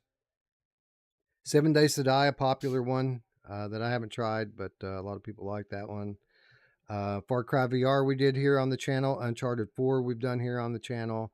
Amnesia we did here on the channel. Far Cry 6, that's the one outstanding, Roots. This is the one that I'll probably play this week just to get an idea of where it stacks up to some of these other ones. And then Duke Nukem 3D and by request Dredge, which is it's a story-based fishing adventure. Oh, Roots. I think I might have seen something about it, man. Like maybe it's good. I don't know. PD says you missed Quake 4 VR mod, and Space Dennison says you still haven't played Portal 2 ? Sad face. Quake 4 VR mod is still in early access. You have to be a member of the Team Beef Patreon to play that. It's not available to the general public, as far as I know. We're not all special like you guys who get everything early. Maybe I'm wrong. It might be out, and if I am wrong, somebody let me know in the chat. But I'm pretty sure that Quake 4 is not public yet. Outer Wilds, PD said, if we're talking all VR mods. We're talking 2023 VR mods. Yeah, it's not of all time. It's not, yeah, these are not the all-time awards. This is 2023 awards. And Wes, if somebody thinks of something tonight, message. Oh wait, no, I guess it's at the end of the show. It's over. It's done. Well, I mean, you know, Finite. of course, if I miss something, message me. I'll fix it. You know, we make the rules around here. So yeah, if I miss something egregious, let me know and we'll get it in there. But yeah, I'm pretty sure Quake 4 is not public yet. And if I'm wrong, somebody let me know and we'll add it in. Modder of the year, a bit of a shorter list. I think 1 and 2 are probably the front runners here. Team Beef and Luke Ross were just so busy this year with so many great mods. Although Kabbalistic bringing up the rear there with his Far Cry mod, Crisis VR, and also had a big hand in Half-Life 1 and 2, or episodes 1 and 2. So definitely a front runner. I put Vibinator in here, even though we don't have any of his mods listed. Vibinator's the person who brought back Echo VR through modding. So you people who miss Echo VR can go play it now on private servers, thanks to Vibinator and thus the nomination. Are you telling me Echo VR is back? I guarantee Echo VR is. Does it mean that there's probably like 15 people playing Echo VR? Like all the people are like, we gotta play. Everybody wants this thing to stay. And there was like 20 people out there that like really wanted it. Right. There was 20 people playing it before. There's 20 people playing it now. Yes. Shout out Scion. Yes, absolutely. He's one of them. Gistics brought us Portal 2, which people love. And then Deasis brought us the amazing Amnesia: The Dark Descent remake that we covered a few weeks back. Do you think Portal 2 is any good in VR? People say it's good. Oh, yeah. People say it's good. People say a lot of things about That's true. People do say a lot of things. Crazy things. He said, who did Half-Life 2? What's the Source VR mod team did Half-Life 2. But most of the work was put forth by Kabbalistic. I will point out that the original Half-Life 2 VR mod was mod of the year last year. the nomination this year is for the episodes 1 and 2, the follow-up content to Half-Life 2. I never played through the full game or the episodes, so. Now, a lot of debate on our Discord earlier today about just how good or not good Half-Life Alyx is. I was reading through that. I just wanted to say it's not as good as Half-Life 2 VR. Like, it's not. It's not. Like, it's a good game. It's very polished. It's not as good as Half-Life 2 VR mod. That's what people don't. I mean, it's Half-Life Alyx did a lot of things. Magnet Hands came from that game, right? Like, but yeah, I think Half-Life 2 is just a better game, and when they brought it into VR, it's a better game. We want the whole game, Roots. We want the whole game. We don't want a watered down VR version, right? Absolutely. Best soundtrack from a VR gamer experience. Say what you want about VR Skater, but that game has a fucking banging ass soundtrack. It's very good. Crossfire Sierra Squad rocks pretty well, as does Vertigo 2. Love the soundtrack to Vertigo 2. Assassin's Creed Nexus, just top notch AAA production that goes for the soundtrack as well. I Expect You to Die always brings the good music with it, and Firmament. Firmament again, another AAA production with good classical music in it. Yep. So those are the nominees for best soundtrack from a VR game.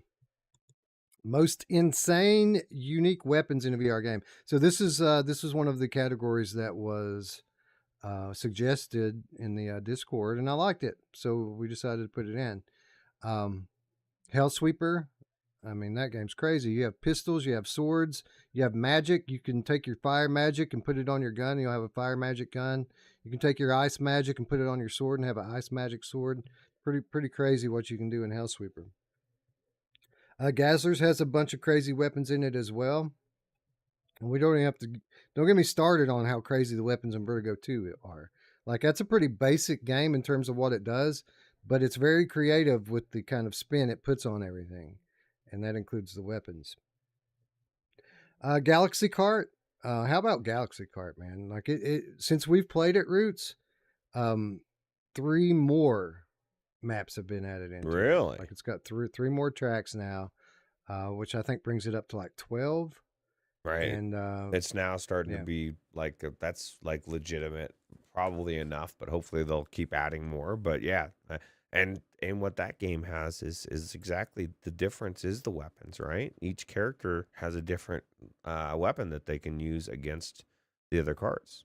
And that's, absolutely. I think, one of the coolest parts of it. Dead Hook has a bunch of awesome weapons in it as well that you can modify and make even cooler. Dungeons of Eternity, just fucking endless weapons. It's what that game is all about, is finding those weapons. And then Genotype. Maybe some of the most unique weapons I've ever seen in a game, right? Yeah. I think if I just if I had to pick right now, that would probably get my vote. Good thing I don't have to pick right now because there'll be a lot of discussion, and I'll probably change my decision 7 times by the time we vote in the conversation. So. Yeah, I actually forgot to put that one on the list. That was another Patreon suggestion. And I was like, duh, yeah, of course that should be on the list. Looper put on for soundtrack suggested Synapse for the soundtrack for music.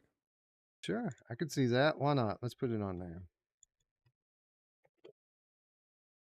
Synapse, as our friends across the pond like to call it. That's right. That's the correct term. And we shouldn't be saying inches in either, Wes, or miles. Right. We're wrong. Or feet. That's true. How ironic is it that my without parole co-host from the UK is named Miles? Like, shouldn't his name be kilometers or something? I think so. I think they messed up. It would sound different though. Mixed reality game of the year. Here's a new category for us, Roots. A category that was not possible last year. But thanks to MetaQuest 3, we now have Synth Riders, MR, Trackcraft, which I haven't tried yet, but people highly recommend Trackcraft, and that's why it's nominated. It was on the the recommendations of others. I think I picked it up and put it on our account, Roots. Oh, Trackcraft? If Really? Wasn't that one of the ones that GT was saying he really liked, I thought, right? Yeah. So yeah, if you want to get in and check it out this week before we vote, I'm pretty sure it's on there. And if it's not, I'll put it on there. Actually, a lot of these on here, like Trackcraft, Lego Bricktails, Coaster Mania, those are all, like, I'm not the biggest mixed reality person. I think most of it's gimmicks, but I think a good portion of, now I don't know about Lego Bricktails as far as the mixed reality version. I think that these are all good games in and of themselves, and I think that it'll be kind of cool to check them out. So, yep. Demio, awesome in MR. Bricktails is on the account. I did pick that one up. Radio Runt's game of the year. Dead the Cabin. Yeah, Radio Runt loves it. It's a puzzle game. Is it? It's a puzzle game. Mm-hmm. Okay. Yeah. You have to build the solutions, and they have to be structurally sound. They'll collapse if they don't. So. Oh God, you got to be an architect as well. I better get studying. Drop Dead the Cabin, we've raved about many times. Coaster Mania, and then of course the amazing Yuki MR, wrapping up mixed reality game of the year. Paradise Decay, you have not tried this month's MR games, I guess. Ocean Rift and Light Brigade. Well, you have not been watching the show, I guess, Paradise Decay, because this month's MR games are not part of the nomination process. The nomination ended on December 1st. So, yeah, this year's MR games will be part of next year's nominees. So, same thing with RE4 and everything else, Asgard's Wrath 2. This is all going to be on next year's show. We have to cut it off at some point, man. Otherwise, everything that wins every year will be December games, because the most amazing stuff comes out in December, and we have recency bias to go on top of it. So, right. We have to cut off at some point, and we cut it off at the beginning of December. He says Ocean Rift, you have a Shark Tank on your wall. This is, maybe I'm just the only one that I'm just not that impressed with my personal environment that I see every day and have lived in for this particular house for 10 years. I don't want to see my fucking wall. I want to see a virtual wall. You know what I mean? Like, I totally see it for, like, you've laid out the best example to me. Like, in a fast-paced game where you're worried about tripping over shit, that's mixed reality in a T. But something like Lego Bricktails, I kind of feel like I would just rather have the virtual environment. I want the immersion of being sealed off from the world and not seeing my fucking room.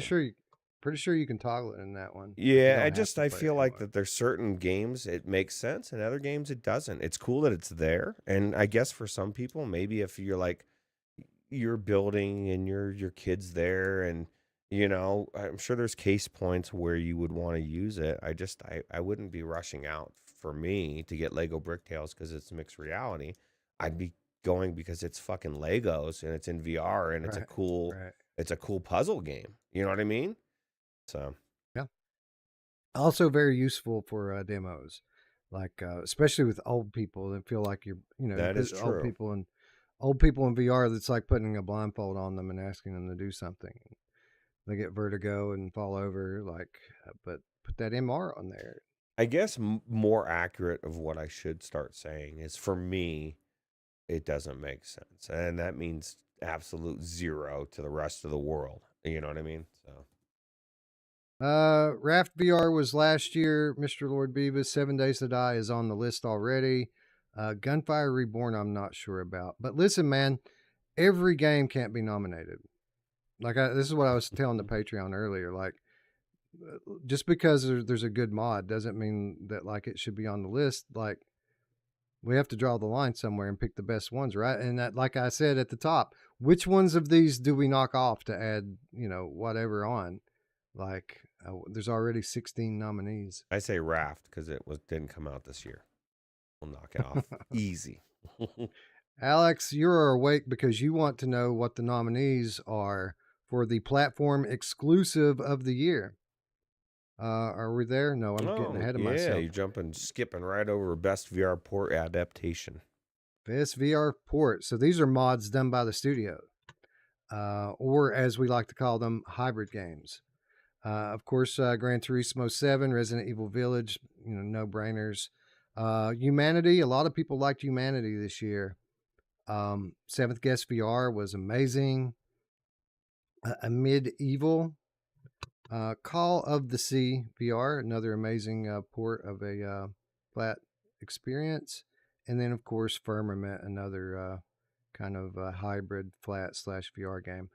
Let me explain something here too. That this is very important that people understand this, and I'm going to say it 100 times between now and the end of the award show. We do things a little differently here, not only with how we put the categories together and the nominees together, but how we choose the winners.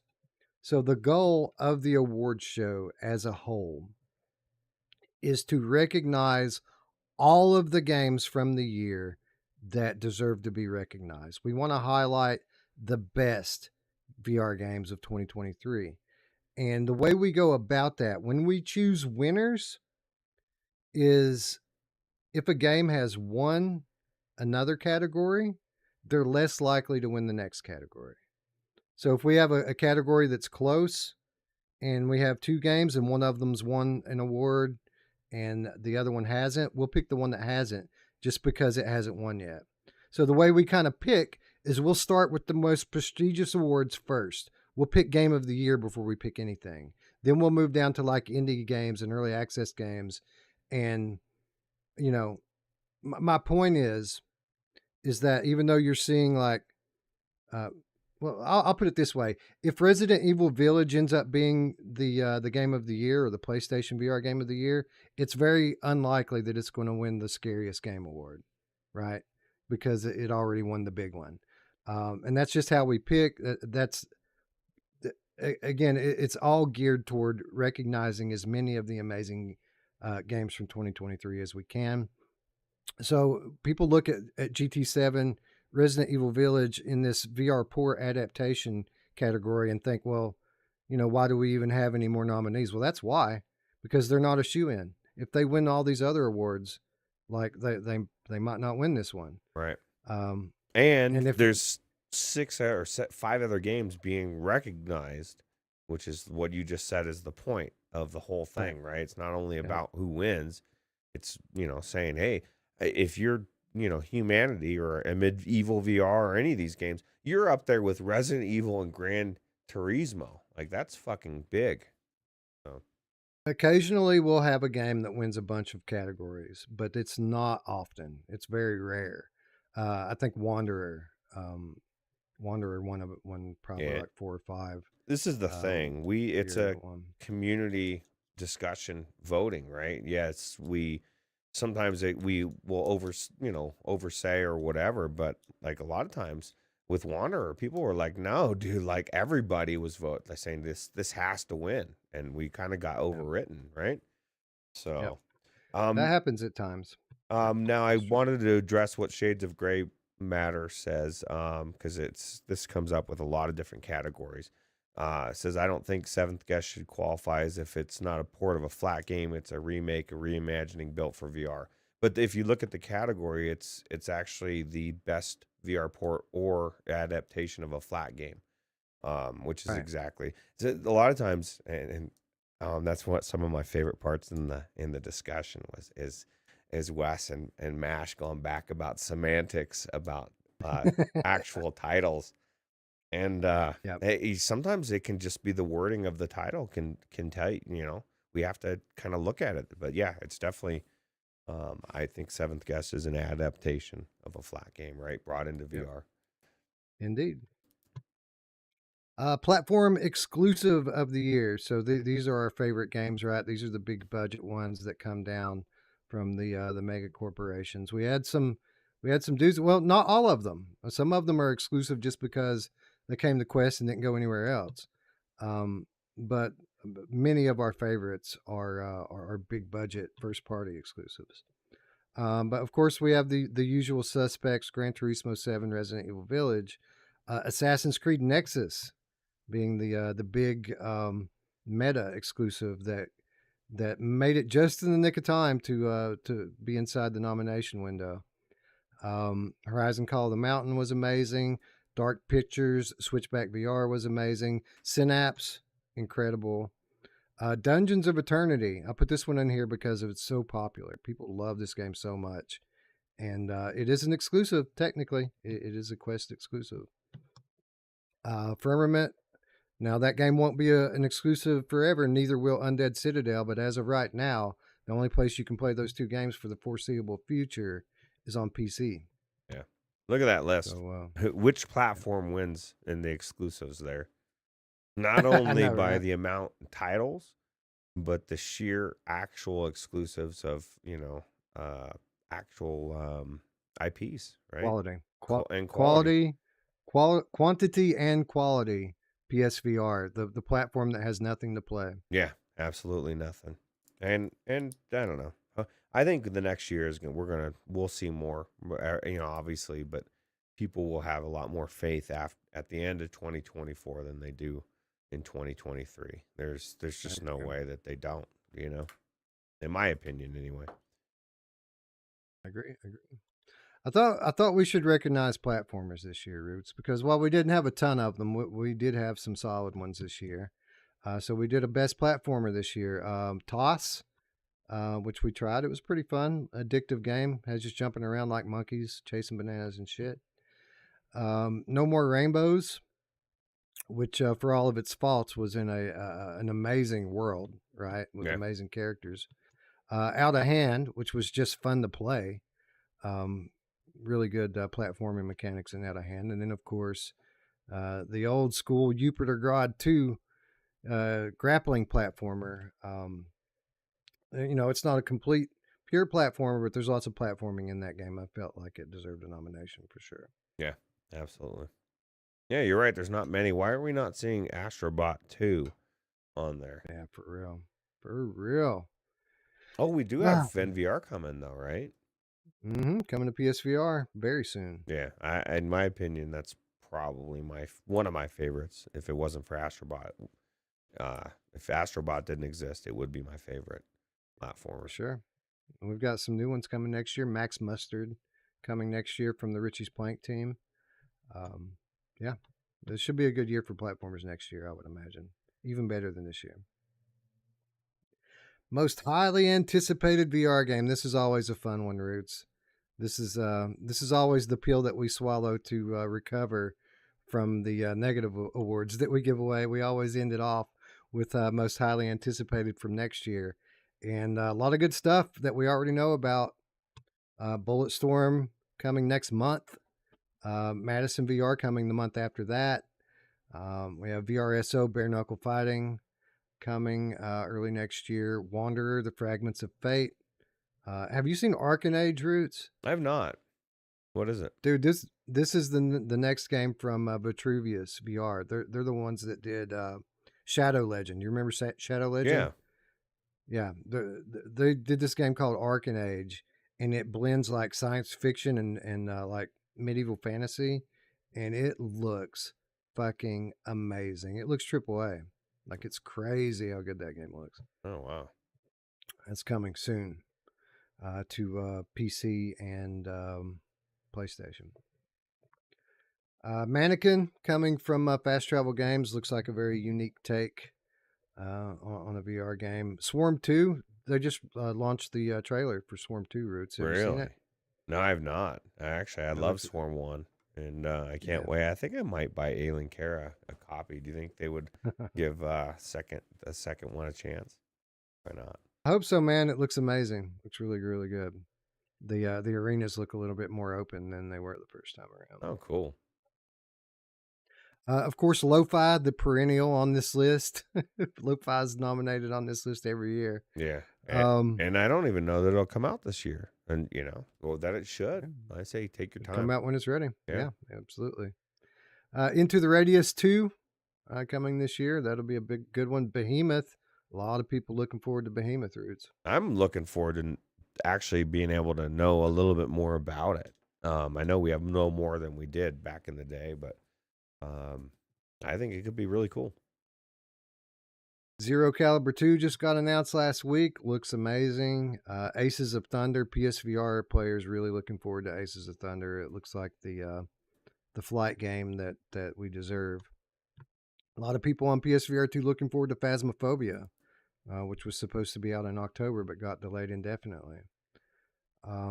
We have the sequel to the Exorcist Legion VR, Strength in Numbers co-op title coming hopefully this year, and then the Aliens VR game from Servios. Servios, they're gonna get it done this time. This is the one. I feel like. I'm hoping. Well, listen, man, that they did an interview recently talking about it, and they say that it's intended to be a spiritual successor to Alien Isolation. That sounds good. I remember hearing a lot of good things that sounded good about Onslaught as well, and then when it came out, it was not good. So I'm gonna reserve my judgment until I play it. But I think that's good. Alien Isolation is amazing. I just want them to bring Aliens to VR and have it be something that you could have flat gamers not laugh at. You know, like, because to a lot of gamers, the VR is a joke because of Onslaught, and you know what I mean. So I'm hoping Aliens will be everything that people want it to be. Me too. Good morning, Rich UK. Good to see you. PD says, I feel bad for Western Roots next year. Best UEVR game. There's 600 titles. I feel bad and good because when it drops and we get to play those fucking games, I'm going to be psyched. How are we going to handle that, Roots? Like, are we going to do a Prey Dog category or to itself? Or are we going to just nominate the Prey Dog mod by itself with all of its games? Or are we going to pick the best games and put them in the regular mod category?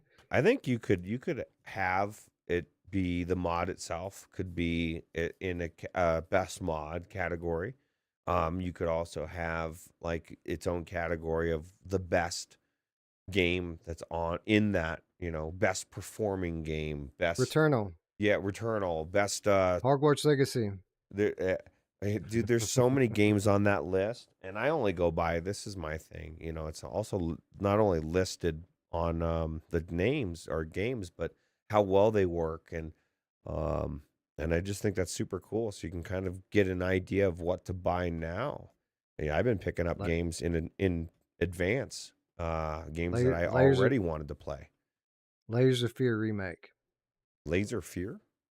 Layers of Fear. Layers of Fear. Oh yeah. Remember, Bloober Team remade it last year. Yeah. And of course, Bloober Team, friends of the channel, I hit them up a couple months ago because I knew it was in Unreal Engine and asked them for a key. And of course, they sent one, and it's in our library. Nice. See, that's the thing, man. We're getting, and I don't know, this from what I saw from that get together that PD was blessed to get to go to, it's a game changer. So I'm excited. Literal. They got a Skiva sighting. What's up, Skiva? What's up? Good to see you. No, man. I've watched enough information about this mod to know that it's going to be a revolution for PCVR. Like, it's so easy to use. That's the beauty of it. Is like, I mean, you can make it as complicated as you want to make it, but if you just want to get in the game and play, it's easy to do that. You start the game, you press the button to hook it, you grab your gamepad and you go. So pretty amazing. Yeah, that is amazing. Mr. Lord Beavis says Silent Hill 2 remake. You bet your ass, Silent Hill 2 remake. Yeah, that's crazy. Anyway, let's move on from most highly anticipated game and look at the garbage of the year. Foglands. Now, some people would argue that the Foglands probably doesn't deserve to be on here, but it's pretty trashy, Roots. Yeah, in a lot of different ways. I didn't hate it. But that's the thing. That's why people say it shouldn't be in there, because you didn't hate it, but it's not like, did you like it? That's the thing, right? Like, there's a lot of food I eat too that I've eaten at a restaurant that I'll never go back to. I didn't hate. I just didn't like it. It seemed fixable. Like, I hope they fix it. It seemed fixable. Hello Neighbor. I'm not so sure that one is. Hello Neighbor Search and Rescue. Pretty fucking broken. That's the premise. Down and Out. There's a garbage fest for you. Down and Out. Mm-hmm. Project Wingman. Frontline 59. It's like, I've never had such a bamboozle in all my years of doing this, Roots, as them telling people that we were going to get Project Wingman in VR and then releasing, but you can't play the main game in VR. You can only play the extra missions in VR. And then those are like ugly. They're terrible. They don't even look good. Like it's yeah, it was pretty garbage. That is a pretty bait and switch, right? Yep. Suicide Guy VR Deluxe Edition barely runs on PSVR2. VR Pigeons probably runs pretty well, but it's the dumbest fucking idea for a game I've ever seen. Grid Legends, there's some hot garbage for you, right? And people say that that's actually fun, but man, go look at any screenshot of that and you'll know why it's here. That debate was fun to watch people talk about whether it was worth playing because it was fun or it just looked like shit. Very divisive. It's funny that came out, and then Gran Turismo 7 came out, and it's night and day difference, man. Yeah, like what are we even talking about? Exactly. You know what I mean? Like, or are we talking about immersion and fun and like, yeah. And then Transformers Beyond Reality, PSVR 2 launch. Blurry mess. Hoped it would be better. It wasn't, and that they put adaptive triggers in, and it actually hurt the game. It made it worse. Yeah, well, they didn't. They used the wrong technology. They could only use one. They should have went with eye tracking. They could have had foveated rendering, and it would have looked better. But Shades of Grey Matter said, "Yeah, how could Project Wingman call it a VR game? Have the full game be VR on PC, but not on PSVR 2? It's because it was available for pre-order." Yeah, that's crazy. Biggest disappointment. A lot of this. Now, I want to be clear about biggest disappointment. Just because something was a disappointment doesn't mean that it was bad.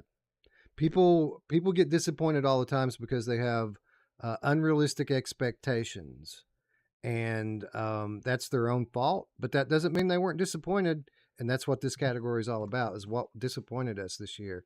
How about the pricing of Moss 2 on PSVR 2? Just come out a few months prior on PSVR 1, $30 game. Comes to PSVR 2 a couple months later. You want to play it? $30 all over again. Right. That was some bullshit. In a time when everybody was like not putting games out because they knew that the new system was coming out. And so those people actually took a risk, right? To buy that game on PSVR 1. And then they just kind of told them, screw you. Firewall Ultra, I mean, enough said there, right? Like the fact that everyone in the world's not playing Firewall Ultra right now that's pretty disappointing. Yeah, somebody was saying the lobbies were empty earlier, that they were in there trying to play and it was empty. Oh, well, the thing is when it's not empty, it seems like it is, because you still have to wait fucking 30 minutes for a match, even when there's people to play with. Ghostbusters Rise of the Ghost Lord. I like this game. I thought it was fine. It was an average game, but should have been much more. Again, we see the Foglands. We already talked about that. PSVR2 graphics. I put all of these together because they were similar situations on launch. Green Hell VR, Hellsweeper VR, Switchback VR.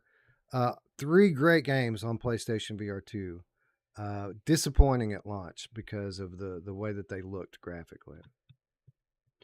I don't know, man. Like, this is the thing. It's VR and things happen, but like, imagine you buy a game that's flat and the game is blurry. Like, it's worse in VR. It's on your fucking face. Like, I just think that should be it should never happen. Like, the one thing that your game should actually look good. It's the one thing that, like, everybody in VR has fucking eyeballs. Like, everybody. Or maybe. It'd be weird to be in there if you don't, but it should be the number one thing. It's the first thing you see. Literally. Yeah. I don't know. That's just crazy to me. Yeah. It was crazy. You know what else was crazy? Racket Fury.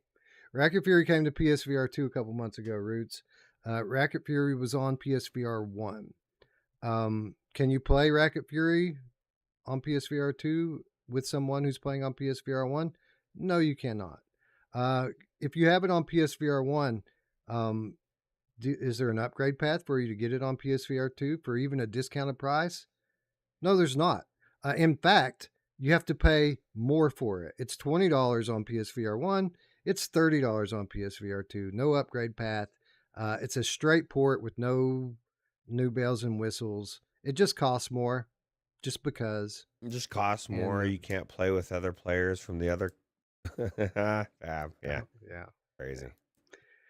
Galaxy Kart. Now this goes back to what I was saying a moment ago. Galaxy Kart's an amazing game. It's one of the best games on PSVR2 now. At launch, Galaxy Kart was garbage. Like, it was garbage, and a lot of people were disappointed about that. So kudos to VR Monkey for riding the ship, but a lot of people disappointed with Galaxy Kart when it launched. Yep. Project Wingman Frontline 59, we already talked about. Gambit on Steam. Gambit on Steam worked until it launched, Roots. When it launched, it just crashes now, and they quit developing it. They just dropped it and went back to zero caliber. Yeah, it just makes you wonder, right? So what about all the people that bought the game? Nope. Yeah. You're out. Sorry about your luck. Yeah. It is a good game. Most people that played on Quest like it, or most people that I played with on Quest enjoyed it, myself included. I think it's a shame. I think that there's a lot of potential for it, and they quit too early on it. So they got bad press, and they didn't want to do the work that's involved with fixing something like that. So they just quit. Well, and this is where it bites you in the ass down the road. The same thing that, for me, like, raves about a studio that supports their work, Hello Games or whatever, that like goes above and beyond. It's the opposite. You think, okay, Zero Caliber 2 is coming out. Well, what if it doesn't do good on release and I buy it? Then they're going to abandon it too? Right. You have to think that way. Or at least analytically, you should, so. Leisure Roots. This was going to be the big VR MMO, the one that did the things that Zenith didn't do. It didn't, Roots. It's available now. Nobody's talking about it because it's trash. Yeah. Bummer. Yep. Bummer. What do we have next? Most challenging VR game. We had some hard games. This category, Roots, was like 25 deep when I finished the early nomination process. Cut it down to 10. These games are fucking hard. Light Brigade, challenging. It's a good game, great game. But a part of why it's good is because it's not very easy, especially as you get along in it a little ways. Humanity's not easy either. You ever try playing Crossfire Sierra Squad on realism mode, Roots? I have not, but I bet it's crazy. Yeah, it's pretty tough. VR Skater is ungodly hard. It's very difficult. You know who loves it when it's ungodly hard, Wes? My mom! Yeah, she does. Yeah, she does. Go Signal, a Stellaris game. Fun game, challenging game. Very intricate, Gazzlers. Right? There's a lot to it. Oh, yeah. Yeah. Gazzlers, one of the things I love about it is it's hard right out the gate. Dark Sword Battle Eternity. This game might win, Roots. This fucking game is damn near impossible to play. You have to make it through the first tier to unlock co-op, and you have to work at that shit, man. It's not one of these games like where you have to play for 30 minutes and then you can unlock co-op. Like, you've got to put some time into unlocking co-op in that bitch. Jupiter God 2, as always, very challenging and fun. Firmament, of course, it's a Cyan puzzle game. It's challenging. And then System Critical 2, the VR Mega Man game. Very challenging game. Most addictive. These are games that make you want to play one more time, right?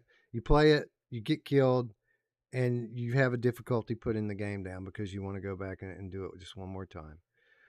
Light Brigade, of course, fits that. Gazzlers fits that. Switchback VR, of course. Crossfire Sierra Squad. Synapse, very addictive. VR Skater. Hellsweeper. Ghost Signal, of course. Dead Hook is like that. Hard to put that one down.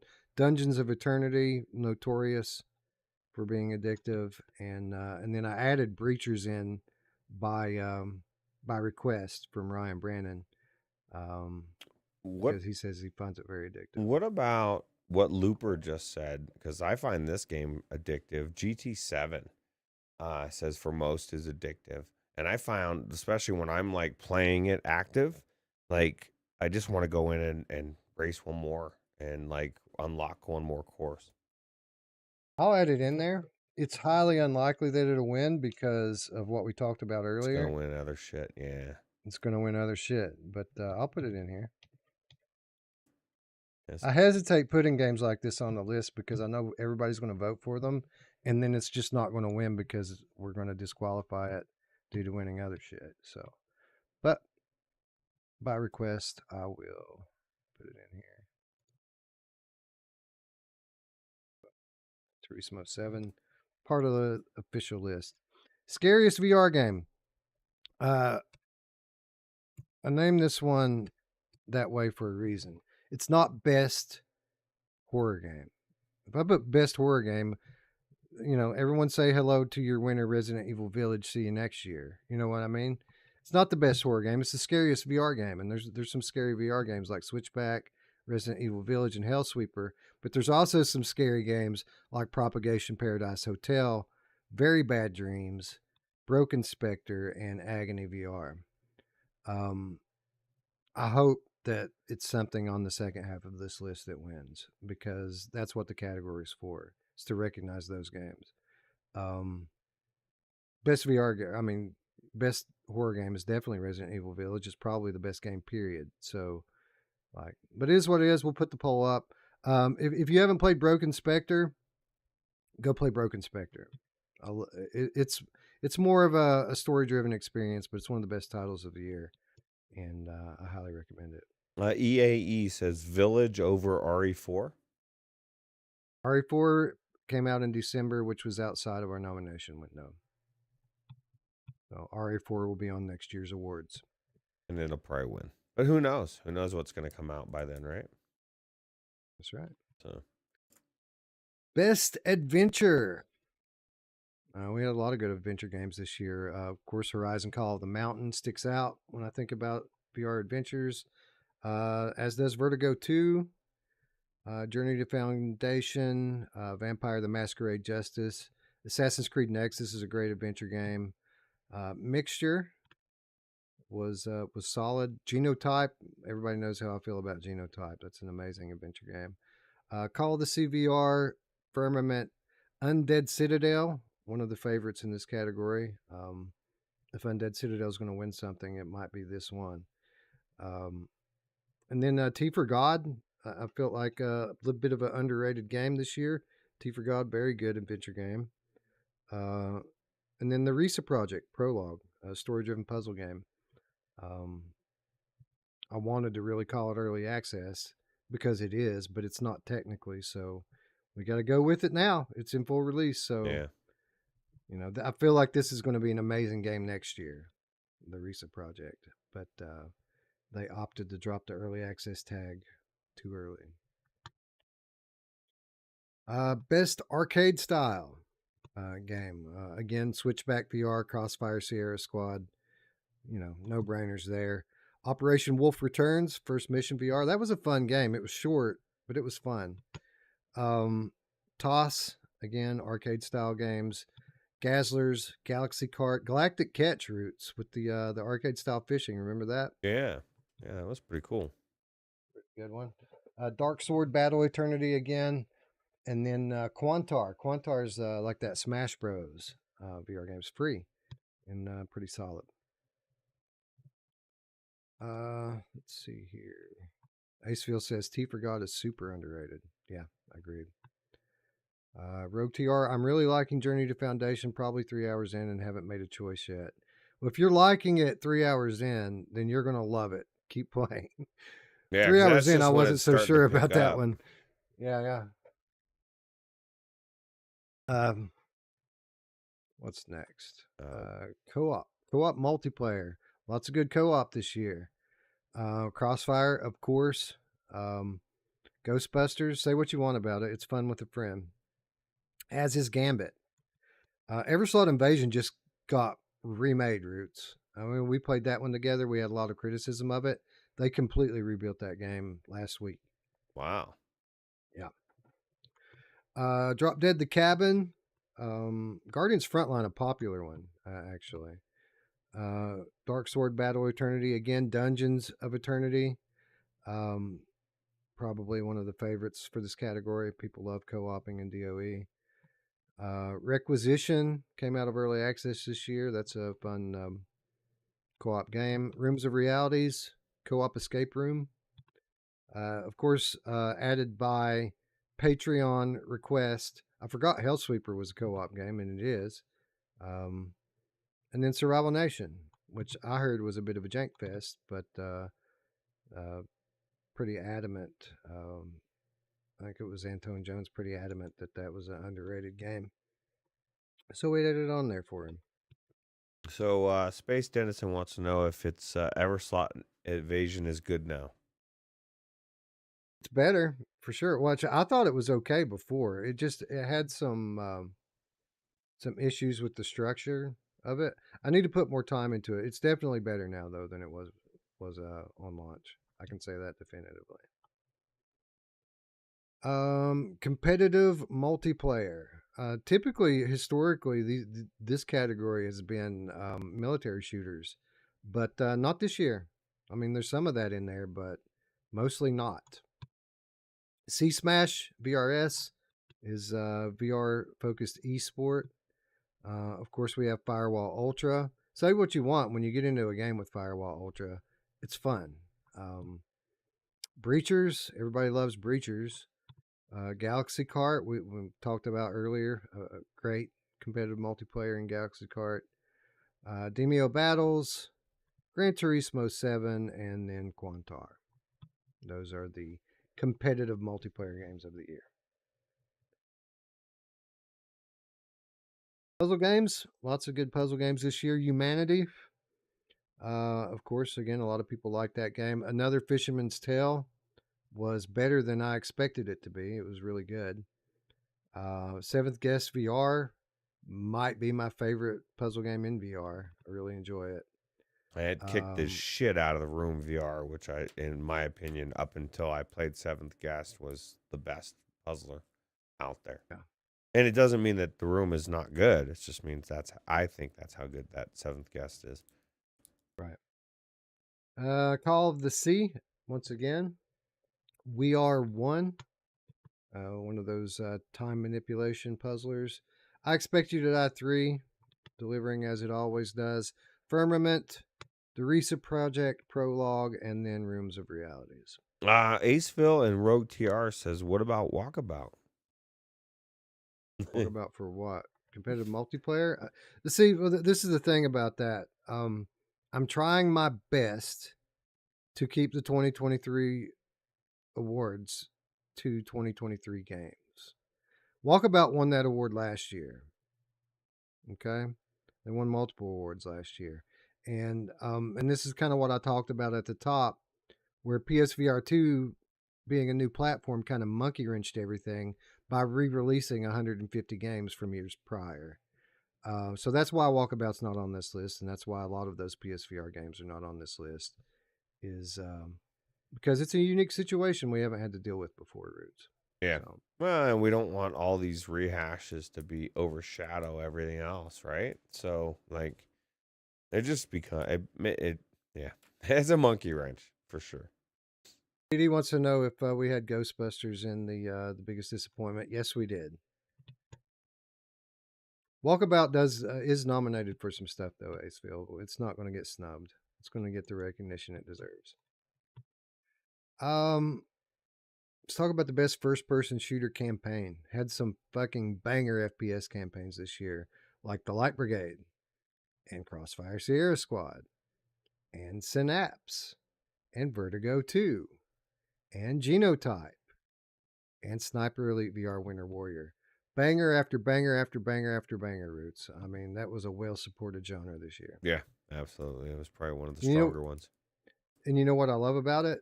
Look at that list. Not one game like the other. No, they're all unique. All very different. They're all different. You got story-based. You got roguelite. You have co-op military shooter. I mean, Synapse, which is completely different than everything else. Vertigo 2, I think, is probably the best story-based game, or one of them that I've played, and I need to finish. Yeah, it's definitely good. Yeah, out on PSVR2 very soon. Most innovative VR game and gameplay, and you'd think that this would be a category that doesn't have much nominees. I cut 10 out of it, and there's still 15 left. So a lot of unique, innovative games this year. Of course, the Light Brigade and with what they do with the praying and the tarot cards, all very unique. Before your eyes with the eye tracking to make your way through the story. Um, the more you blink, the faster it goes. Oh, that Very was unique. yeah, and you kind of like sad. You get kind of sad because I didn't want to blink because I like it was already going by too fast. That was Right. actually was pretty good. Another Fisherman's Tale with the way it switches perspectives and has you doing spatial puzzles. Very unique. Synapse. I mean, how unique can you get with the telekinesis in that game with the eye tracking? Yep. VR Skater, one of a kind game. Hellsweeper, again, another one of a kind game. Journey to Foundation, a one of a kind game. Like, I mean, very unique with what they do there with the mind reading and stuff that you do in that game.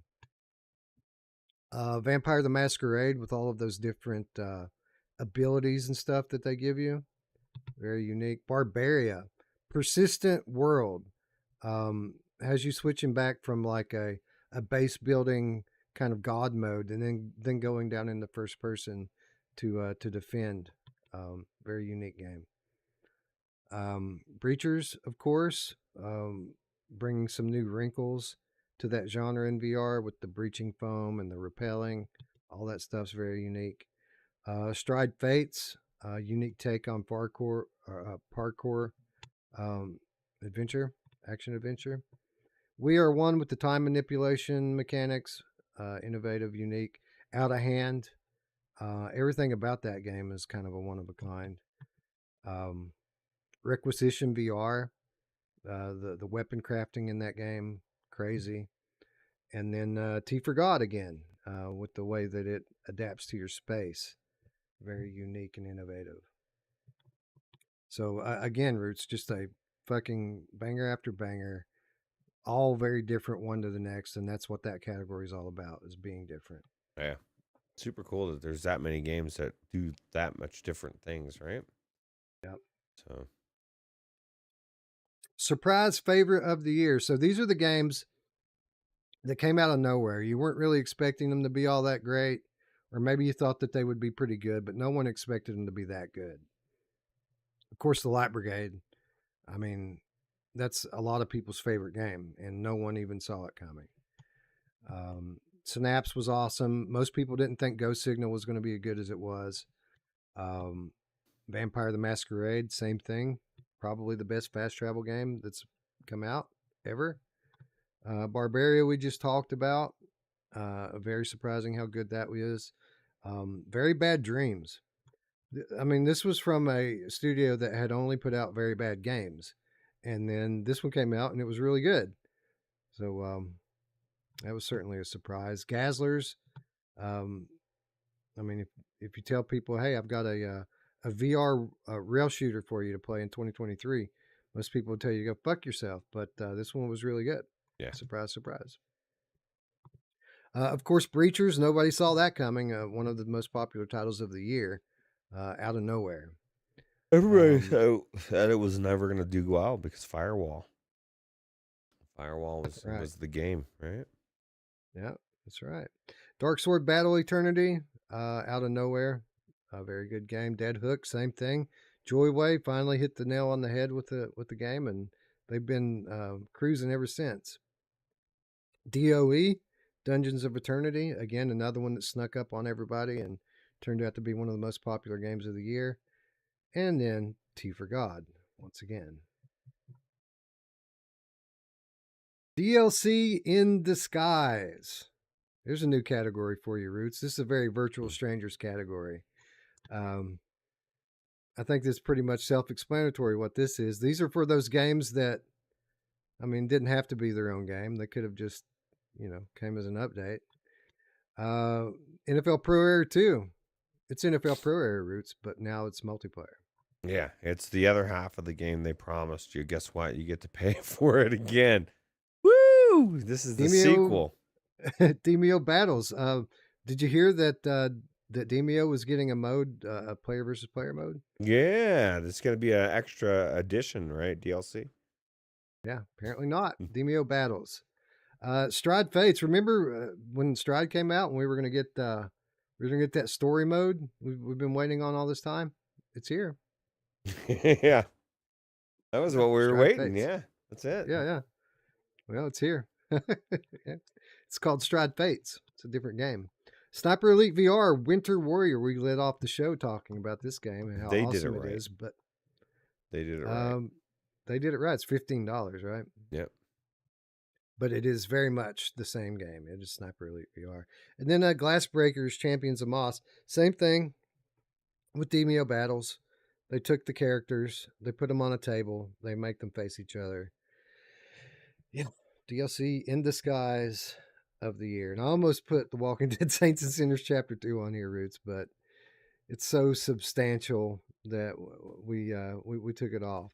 But it could certainly qualify for this category, I feel like. Looper says, I Expect You to Die 3 would also be another one that would be good on there, yeah. And 2. Right? Yeah, they're just, it's a DLC, pretty much. Or the same game, pretty much. So let's talk about studios. Let's talk about the rookie studios of the year. These are studios that brought forth their first VR game this year. Othergate. I'm going to get this wrong if I don't double check myself here. So Othergate brought us. Yeah, it's good to put it on there too, because when we go to do that deliberation, right, with the patrons, a lot of times I'm looking at it and I'm like, what the fuck is Othergate, right? They brought us Dungeons of Eternity. Oh, Othergate.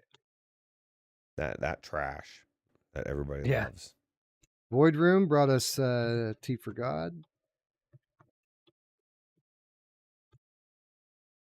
Come to Us, Roka. Let's see. What was it they brought us?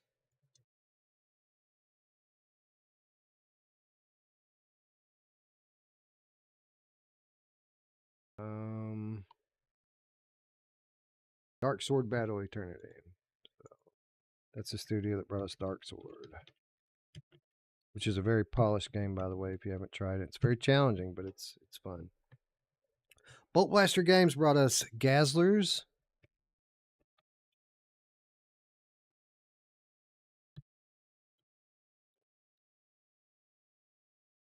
Combat Waffle, of course, bringing us Ghost of Tabor.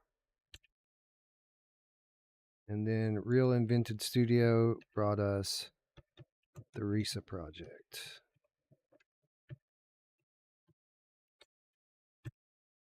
So not a bad selection for first timers, eh? No, man, they're all bangers. It's crazy, right? All right, D. I need to go to bed too. I need to as well, but I'm kind of stuck in got to continue through. Indie VR Studio of the Year. So when we say Indie VR Studio of the Year, we don't mean it by the strictest definition, right? Like Skydance Interactive is an indie studio, technically. That's not what we're talking about here. When we talk about Indie VR Studio of the Year, we're talking about small studios. A few dudes, not a lot of funding. That's what we talk about when we talk about Indie VR Studio of the Year. I feel bad. There's so many amazing studios on that list, but I really feel bad against all of them going up against Zalubo, Zach, because he's one person, dude, and that, like, I have so much respect for what he's doing. Like, everything that he does is like perfect. Like, even down to the delay of a couple days and the way that he responded and made such a positive feeling when I read it, I was like, that's exactly what you need to say. And so he's nailing it. But like I said, dude, those are all bangers up there, right? Genotype, Bulwark Games, man. What a fucking amazing game. So Yeah, it's banger after banger in this category, sir. There's no gimmies in this one. no, that's gonna be a really difficult discussion, if I'm being honest.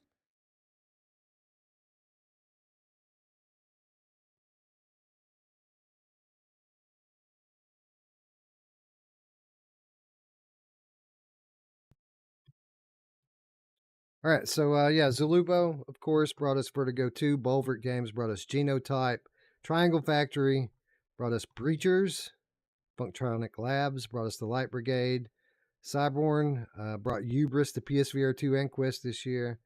Vertigo Robot with their continued outstanding support of Red Matter 2.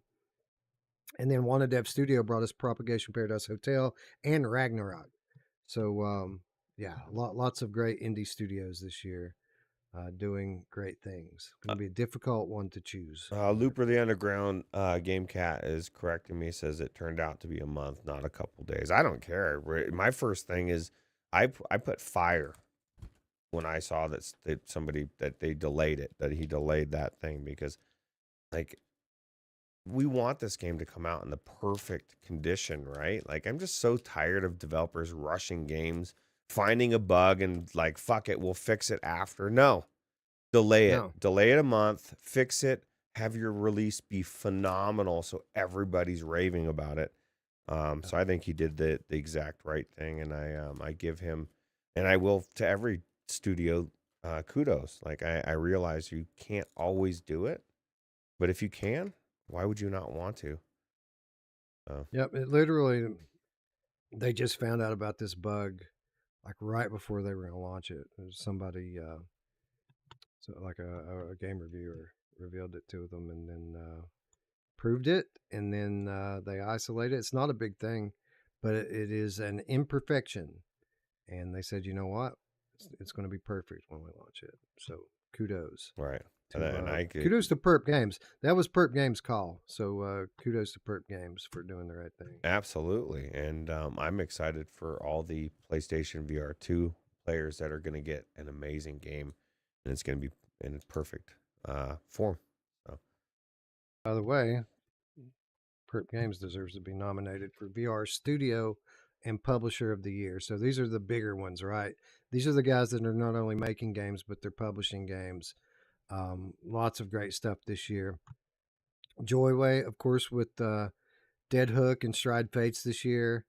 Smilegate brought us Crossfire Sierra Squad this year.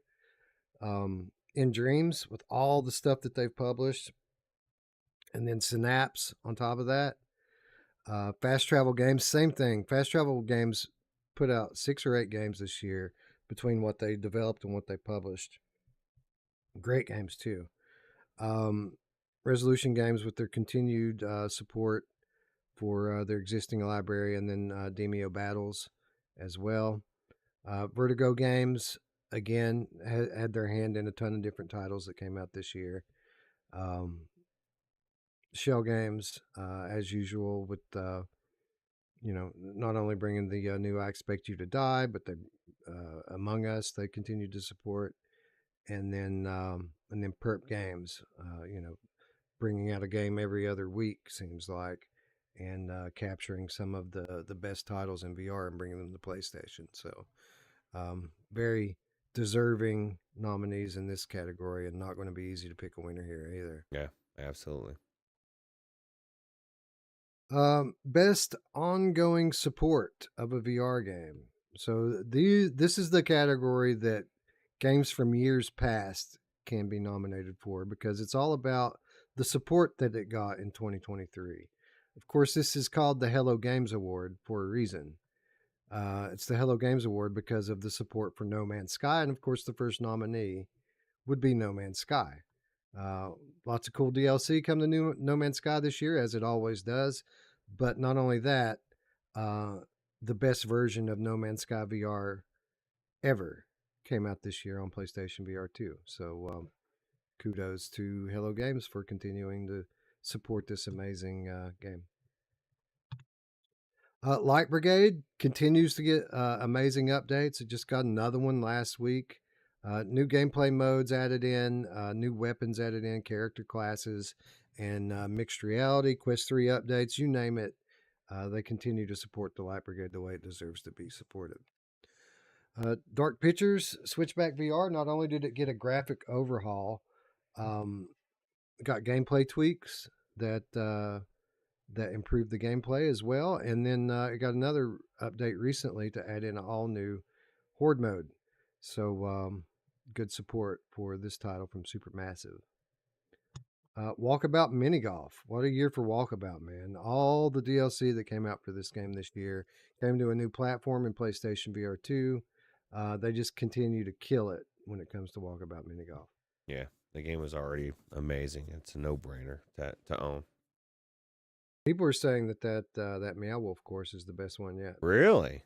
I need to get in there and check it out. I just my daughter went to Meow Wolf not too long ago in Denver, really liked it, and so I bought her Walkabout Mini Golf, and then I gave her and her boyfriend my Quest 2, so they can play together because she's already got one, and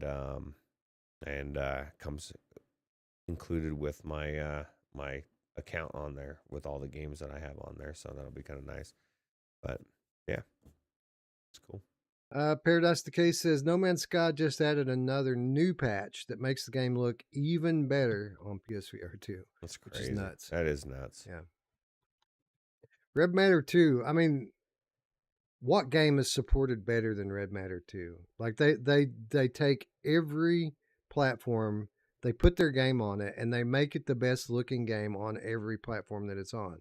Like, it's crazy what they do with this game, and it's like 5 dudes. They definitely know what they're doing when it comes to graphics, for sure, because it just seems like it gets better and better every time.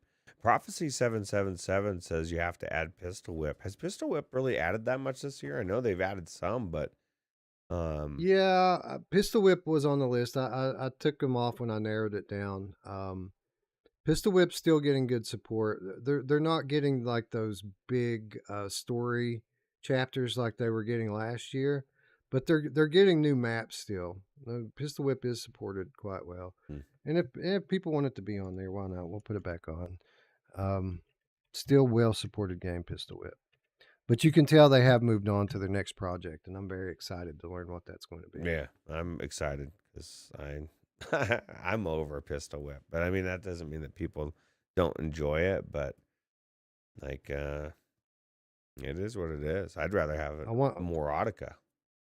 I want the Gallery 1 and 2 to come to PlayStation VR 2 is what I want.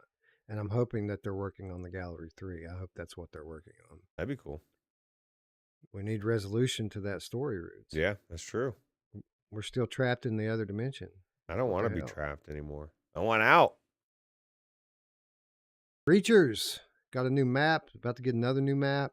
Got progression updates, new weapons. Good support for Breachers this year. Galaxy Kart. Well, we talked about Galaxy Kart. I mean, you talk about the most improved game. This is it. Galaxy Kart was garbage. Now it's amazing. Had 3 maps when it launched. Now it has 12. Like, it's got wheel support now, virtual wheel support now. I mean, like, Galaxy Kart support has been off the chain. Yeah, the game was really not worth playing when it launched, and now it's put itself in a position where it's not. You don't want to not have it. Like, if you like racing, you should have this. So Guardians Frontline was pretty generic when it launched, but through the magic of Fast Travel Games and their money and their continued support, it's become a favorite and won Game of the Month. The month that it came out, Roots. I got back looking through the nominees list, and Guardians Frontline won Game of the Month when it came out. Was that the one we went in like when it was early access? I can't remember. Yeah. Oh God, it was really bad back then, but yeah, it's way better now. Yep, it's even better too because since Quest 3, it got another big update, graphical update. Immersive storytelling in a VR game or application. So this doesn't necessarily need to be a game, but it's all about telling a story. Horizon Call of the Mountain, of course, story-driven adventure game. Before Your Eyes, all about the story. A lot of people didn't like the last worker routes. It was a bit uncomfortable, but I thought it was cool, man, and I did dig the story that they were telling in it. It was cool, but I felt like I was working. And after like about 20, 30 minutes, I'm like, fuck, I don't want to deliver these packages anymore.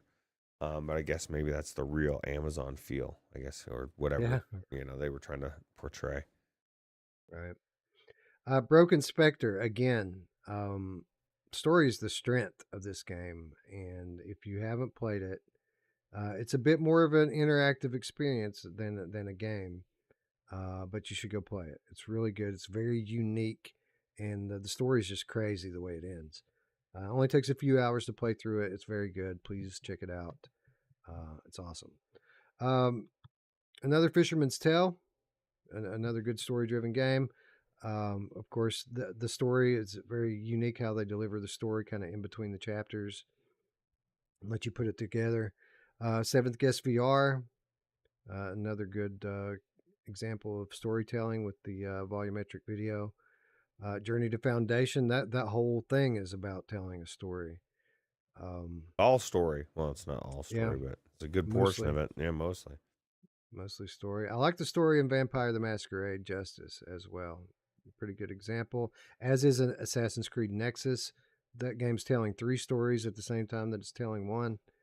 Um, and then Call of the CVR, again, very heavily story driven experience in VR. Best interactive VR experience. So these are the ones that aren't games. These are things that you get in and they may be a little bit interactive, but it's all about the experience. A very short list, but I think Before Your Eyes deserves to be on it. The Last Worker, Broken Spectre. We talked about all of these in the last category, but I added in the Utility Room here, which is an interesting dark experience on Steam VR. Mm. So if you're into these kind of um, these type of things where maybe you're not into playing a game, but you want to get in and experience something very unique in VR, um, Utility Room's one to check out. If somebody ever mods Alan Wake 2 and puts that in VR, that'd be like right up your alley. Dee's been streaming that, and that is like this horror, psychological horror shooter where you're this detective, and like it's just crazy shit going on in that game. It's like Yeah. perfect for you. Yeah, I know. I know. I've seen it, and I've thought the same thing. Like, man, I'd love to play that in VR. Um, Yeah, it's is crazy. it Unreal Engine? I hope it is. I don't Probably know if not, it right? is Unreal Engine or not, but I know that if it's not, somebody needs to work on that game. It's really cool. Like we got the first one too. It was free, or I do anyway. It was one of the Yeah, frees from Epic. So. yeah. I got it as well. Best graphics and or art. So important to note here that this is graphics and art. This doesn't mean the most photorealistic game. This is just the best looking games, and that could be a cel shaded game. Um, we like good looking VR games, and that's kind of the story here. Um, Horizon Call of the Mountain, beautiful, beautiful game. The Walking Dead Saints and Sinners Chapter 2 Retribution on PSVR2 is stunning with the clarity that it brings. It's the best place to play that game, as is Hubris. You'll see a bunch of PSVR2 titles on here. These are, and I put this up to a vote, by the way, with the patrons, whether or not I should include these games, because some of them are older releases. Um, the kind of burden of entry here was if the best looking version of the game came out this year, then it probably should be nominated here, and that's what these games represent. The best version of The Walking Dead 2 came out on PSVR 2 this year. The best looking version of Hubris came out on PSVR 2. No Man's Sky, the best looking version, came out on PSVR 2 this year. Hellsweeper VR looks very good on PC. Propagation Paradise Hotel is beautiful on PSVR 2. Seventh Guest VR looks very good. Journey to Foundation, Vertigo 2. Firewall Ultra Roots is a very good looking game. Very Unreal Engine beautiful. 5. Yeah. You got plenty of time to look around too, because there's nobody in there to shoot, so you can just kind of chill out and look. That's right. Star Wars Tales from the Galaxy's Edge Enhanced Edition on PSVR2. Beautiful game. Assassin's Creed Nexus. One of the best looking games ever on standalone devices. Firmament, of course, from Cyan. Beautiful looking game. And then Undead Citadel. A very, very good looking game. So, yeah. Best graphics and art in a VR game. Scott, the PSVR Game Cat for Life, says RE4, but that'll be for next year's nomination because that came out in December. Good call though from Scott. He says GT7. That's absolutely true. Oh, should God, put GT7 on this list. I don't know, man. GT7. I'm not a racing person, but I think it has to be probably like one of my favorite releases for PlayStation VR2 this year. That and Resident Evil Village. Yeah. So yeah, that's the thing, right? Like the game of the year is going to be tough because there's 3 that deserve to win, right? There's 3 titles that deserve to win game of the year this year, and I don't know how in the fuck I'm going to pick. Yeah, it's gonna be a very crazy discussion, and I think we're probably gonna lean on everybody else a little bit more on that one as well. Indeed. Best retro nostalgia in a VR game. This is the John Riggs Award. The games that take us back to our childhood. Of course, Pixel Rip 1978. Self-explanatory with that one. Masternoid, the kind of brick breaker game that came to PSVR2. Very retro game. Operation Wolf Returns. Of course, that's going to give you some nostalgia. B99 Overclocked with that art style and boomer shooter mechanics. Definitely takes you back.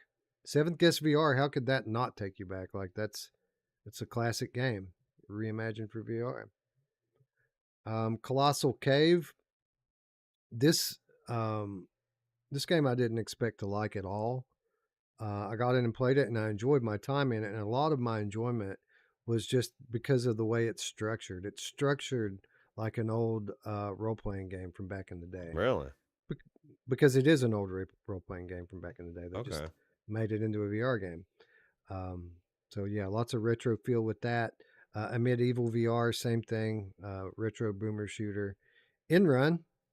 We covered that one, Roots. Remember, it's kind of the Outrun clone from Ivanovich Games. Yeah, that was pretty cool. Actually, it was different. And then System Critical to Mega Man in VR. Very retro feel to that one as well. Although I gotta say this one might change. I always DM Riggs whenever I get the nominees up and ask him, "Is there anything you want to add to this?" So if Riggs says, "Oh, you forgot XYZ game," well, we might have to add another one. Oh yeah, absolutely. It has been named after him, and he does know retro games. That's right. So, and he plays VR. All right, we're getting down to it now. We're starting to get to the games of the year.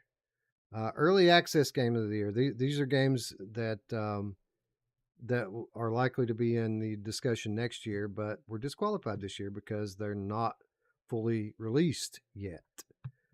District Steel we covered back in the day. Old school linear arcade shooter. Ghost of Tabor, of course.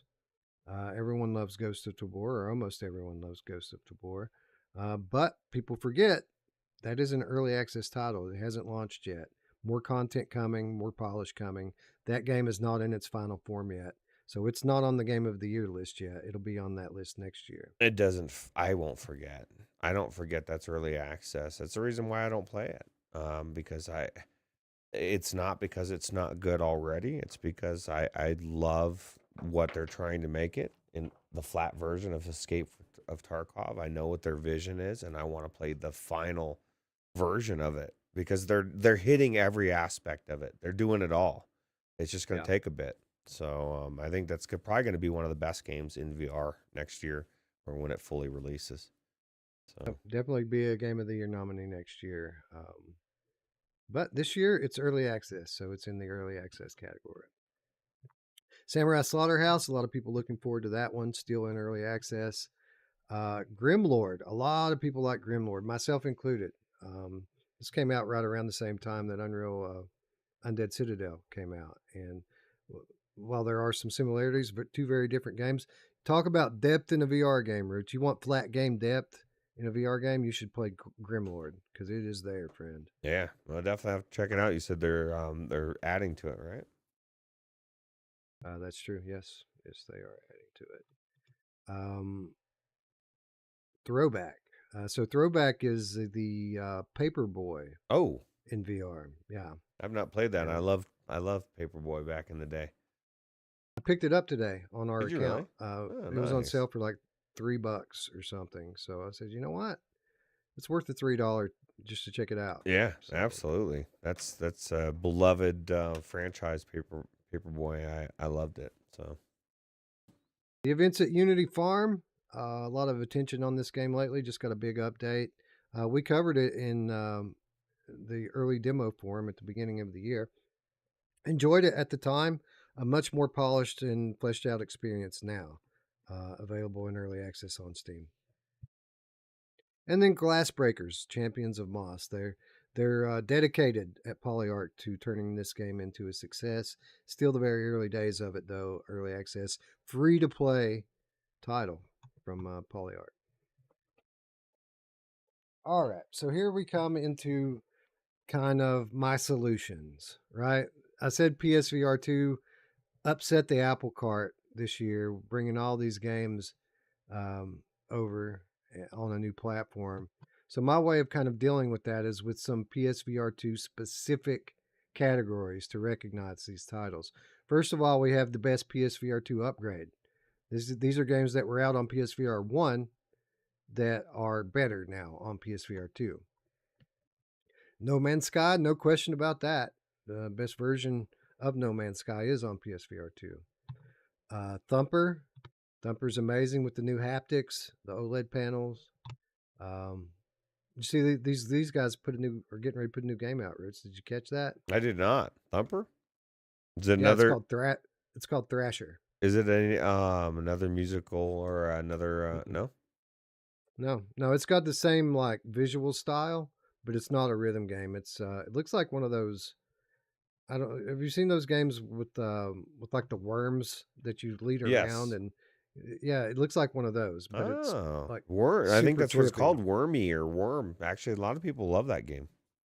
Yeah, yeah. So it looks something like that, but super trippy, and it looks like it's in Thumper's world. Cool.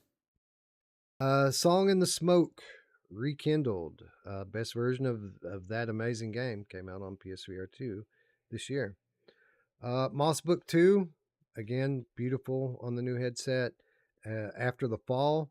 After the Fall was pretty garbage on PSVR 1. Pretty solid on PSVR 2. My preferred way to play After the Fall is on PSVR 2. Yeah, So, absolutely. yeah. Res Infinite, it's Res with eye tracking. I mean, come on. Yeah, it was already amazing, right?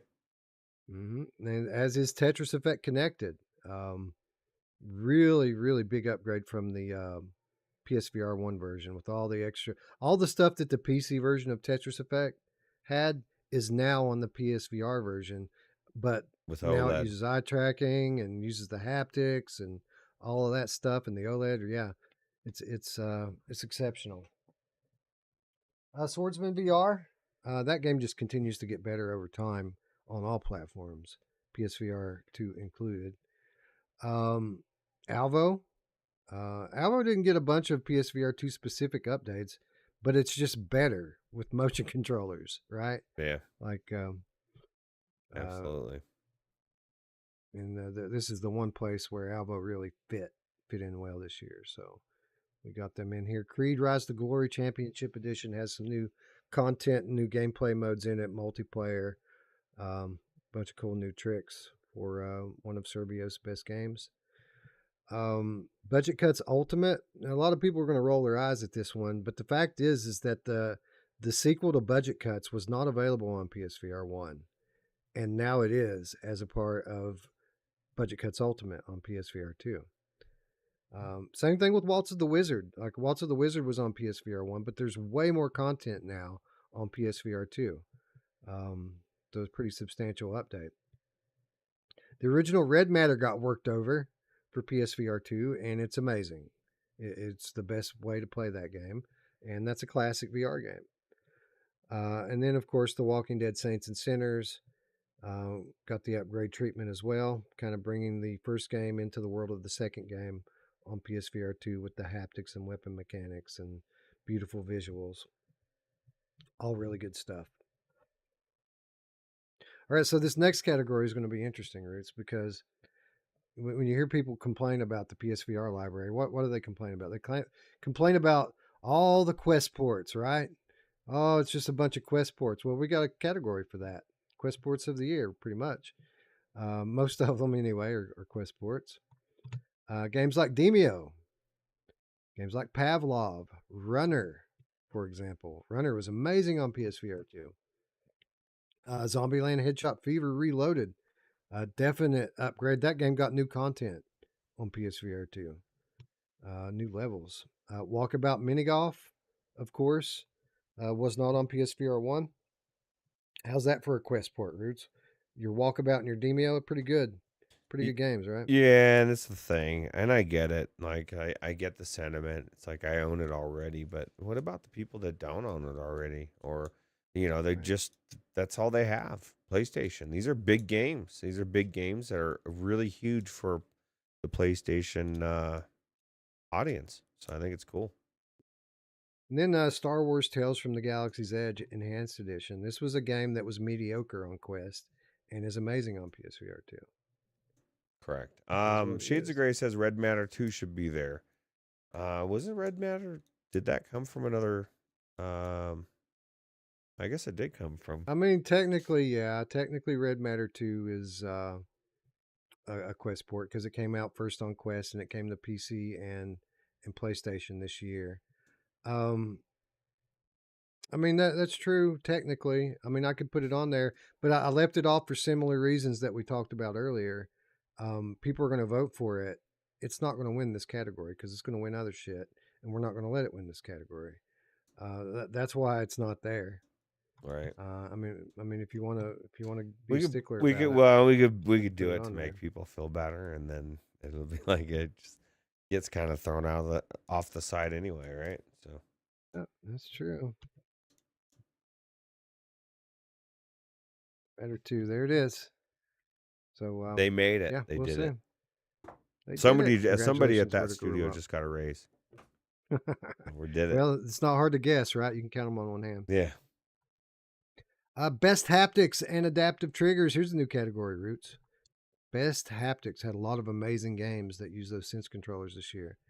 And next year it'll be Quest titles too, right? Because they have those new controllers as well. Runner, the triggers in Runner are probably the best use of triggers out of any game. So amazing what they did with that. Resident Evil Village, the weapons are great in Resident Evil Village. They feel awesome. Same thing with Walking Dead Saints and Sinners Chapter 2. I put Synapse in here, Roots, because a lot of what you're doing through haptics and triggers, right? With the telekinesis, you can feel it in your hands. And then with the triggers, with the explosive barrels and grenades and stuff, you're using it a lot in that game. True. Crossfire Sierra Squad has great haptics on PSVR 2, as does Firewall Ultra. Weapons feel great in Firewall Ultra. Star Wars Tales from the Galaxy's Edge. This is one of the biggest upgrades for that game was the haptics and triggers. And then After the Fall, again, weapons just feel amazing in that game, thanks to these controllers. So, yeah. All right.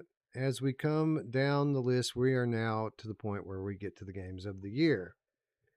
And we start by recognizing the indie game of the year. And some of these games might even be on the overall game of the year category. This this category here is kind of a fail safe, right? So some of these small games, they make it up to the big show. They're on the big platform game of the year list. They get overshadowed by some AAA game. What what's going to happen to them? Well, they're going to find themselves here as the indie game of the year. So of course, the Light Brigade, Propagation Paradise Hotel, Breachers, Jupiter 2, Dungeons of Eternity, Undead Citadel, T for God, and I'm going to add in Genotype here as well. I don't think does anybody play Dungeons of Eternity? No, I'm just kidding. Not very many. Not very many people. It's crazy, man. That's very well received. I mean, it's not. I'm just not that into endless things, but it's a great time for hanging out with friends and a lot of good. Have you seen their roadmap routes? I have not. They're going to give us everything that we want for that game. They're putting in an end game for it. They're putting in a single player story driven mode for it. Everything that we want that game to have is supposed to have it by the end of next year. They need to. That's good because it's smart.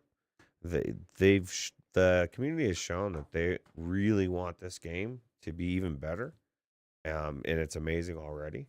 And so yeah, that's cool that they're going to continue to work on it.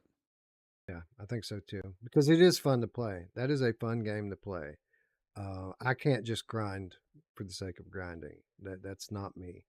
I have to have something I'm working toward. I think my wife said she's a 50 in that game now or something ridiculous. Yeah, see, that's the thing. Once 50 means something, like when I play World of Warcraft, it's like when I get to 50, there's certain dungeons I can only run at 50, and those certain dungeons give me certain gear that allows me to get to other stuff. You know what I mean? There's like a whole thing that layers up, and I just think it's cool that this type of game, it wasn't really designed to be what they're making it, but they're making it even more. I just think that's a sign of a good developer, for sure. Looper says that Crossfire is the only one that uses adaptive triggers for input, not just for feedback. Synapse does too, in the instance that I referenced. So you pick up enemies or you pick up explosives, half pull holds it there, full pull explodes it. So yeah, so you're right though. Not very many are using the half pull adaptive triggers for input. Interestingly though, that's just a trigger function. It's not an adaptive function. We found this out when we played Crossfire on Steam on my Reverb G2. It does exactly the same thing. Half trigger pull steadies the scope on PC as well, which was shocking to me. I did not expect it. Yeah, but it's true. Anyways, we move along to PSVR2 Game of the Year. Probably the most hotly contested category on the whole thing. So many amazing games came out on PSVR2 this year. We have 14 nominees, Roots. Of course, Resident Evil Village, Gran Turismo 7, Horizon Call of the Mountain. Everyone knows those are the front runners. Sleepers, The Light Brigade. People love The Light Brigade on every platform. Dark Pictures, Switchback VR. We held a poll a couple months ago, Roots, after the update. We said, is it enough? Is it enough now that Switchback should be on the Game of the Year list? People voted overwhelmingly yes, and here it is. Crossfire Sierra Squad, another sleeper, one of the community's favorite games this year. Crossfire Sierra Squad. Synapse. If Synapse was twice as long, it would probably be the hands down winner here. But it's not. Still amazing, though, and definitely deserves the nomination. Ghost Signal, a Stellaris game, very high marks this game got on PlayStation VR2. The Walking Dead, Saints and Sinners, Chapter 2, Retribution, might be the best game I've ever played. It's the only one of these big nominees that I completely finished. So besides Red Matter 2, which I finished last year. Hubris. A lot of people love Hubris. A lot of people love Hellsweeper. Journey to Foundation was the game of the month when it came out, and the seventh guest VR was very popular when it came out. It won Game of the Month on 2 platforms, as I recall. Yeah. Looper is saying we need to appease MASH and put a 15th on there and put Propagation Paradise Hotel because it does. I don't know if it would win Game of the Year, but it definitely was a good game. Yeah, well, I mean, especially on PlayStation, and the PlayStation community loves that game. It was one of the ones on here. Again, I narrowed it down so that we didn't have a bunch of nominees, but people speak and I listen, Roots. That's right. And I think it is the best version of it. I enjoyed my time in it. I still PlayStation gamers, the Game Cats love this game, Roots. Well, they love it. I would say that I don't want to say the Game Cat's opinion is the only thing that matters, but I would say it's a big chunk of big chunk of what matters. It is the PSVR2 Game of the Year. Yeah, absolutely. And they do know PlayStation games. And by the way, we have rebooked our special guest for this segment from last year. Once again, will be appearing this year. Oh, awesome. Indeed. MetaQuest Game of the Year. Quest was pretty slow throughout the year, but man, did it come on late. Ghost Signal, Stellaris, that was out earlier in the year.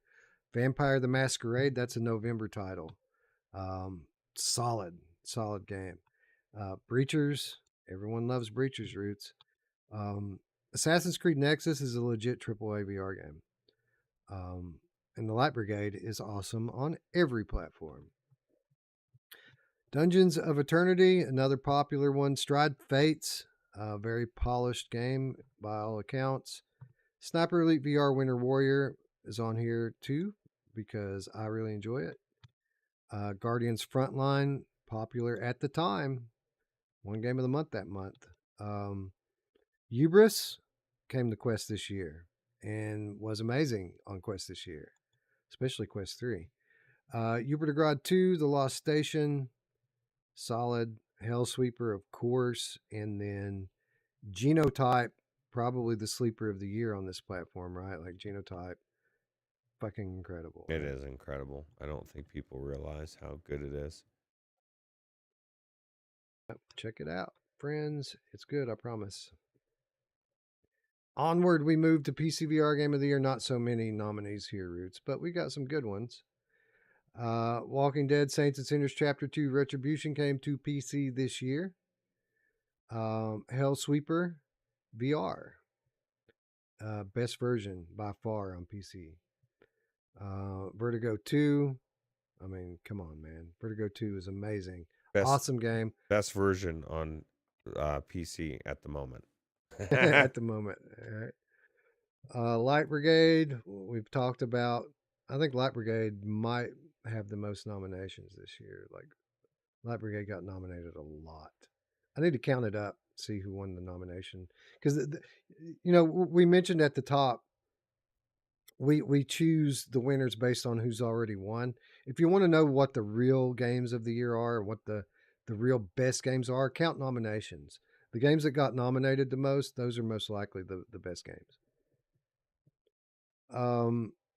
Breachers nominated a bunch. Firmament, PC exclusive right now, as is Undead Citadel. Beautiful, fun games on PC. One of few PC exclusives that came out this year, big budget PC exclusives. And then the seventh guest, VR. Good on every platform, including PCVR. Yeah, and it's all an amazing list, but we all know the mods are the story of PCVR. So that's kind of like that's an extra tidbit there for PCVR. Yep, that's why we have the mod of the year, and the modder of the year. Absolutely. Now, VR Game of the Year, we're putting a poll out for it in case we need it. But to be clear, when we pick VR Game of the Year, the nominees for VR Game of the Year are the ones that win on the platforms. So we'll have a nominee from PSVR2, we'll have a nominee from Quest, we'll have a nominee from PC. We'll choose from those 3 games and that will be the overall game of the year.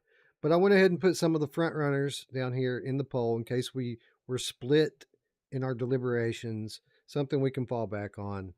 I put what I felt like are the front runners on here. RE Village, Gran Turismo 7, Light Brigade, Seventh Guest, Breachers, AC Nexus, Hellsweeper, DOE, Sniper Elite, Genotype, Vertigo 2, Firmament, and Undead Citadel. Most likely, these are going to be the games that win. Roots. It's going to be these. I feel like. Yeah, I agree. And that, friends, is our show. Now, I do have a question for the chat because we're in a bit of a unique situation, as we already mentioned this year, with PSVR2 coming out and kind of turning over the apple cart. I put it to a poll in the Patreon, and I'm going to put it to a poll here. We're in a unique situation where we have a legitimate Game of the Year contender here in The Walking Dead Saints and Sinners Chapter 2 Retribution. In years past, games like this that came out on other platforms the year before are disqualified from winning the All Platforms Game of the Year. All Platforms Game of the Year needs to be a game that came out this year. We've always said that. But we're in a unique situation because The Walking Dead Saints and Sinners Chapter 2 Retribution came out on Quest in December of last year. And it came out on Quest too early. It was a janky mess. It was not a good game. The game came to PC and PlayStation this year. And that was the good version of the game. Came out this year. Not only that, but we decided to change our nomination period. Our nomination period now starts in December and is in November. So technically, even though that game was nominated for Quest Game of the Year last year and lost because it was a bad version, technically it's the first of our 12-month window if we do a full year. So I asked the Patreon, if The Walking Dead Saints and Sinners Chapter 2 were to win one of the platform games of the year, should it be considered for VR Game of the Year? Even though it technically, the Quest version came out last year, the best version came out this year. My initial, if you want to know how I feel about it, initially I felt like, yeah, this game should be considered. But then something was brought up to me. Well, what about Hubris? What about Red Matter? What about those games? They came out last year. They came out, the best versions of them came out this year though. So that's a good point. It's a slippery slope, Roots. Like, I feel like The Walking Dead Saints and Sinners Chapter 2 might be the best VR game ever. But it will never, if we don't, it didn't have a chance to win Game of the Year last year because last year's version sucked. The good version came out this year. So I don't know what to think about this, man. I don't know what we should do. I feel like making an exception for this game, but if we make an exception for this game, we have to make exception for those other games too. All right. What do we do? There's people out there that are gonna fucking hold their feet to the fire and be like, dude, you did it for this. I don't know. I'm torn as well. I mean, I don't know. There's so many other games that aren't in this situation that, I guess get stepped on by making the exception, right? So I don't know. It's tough.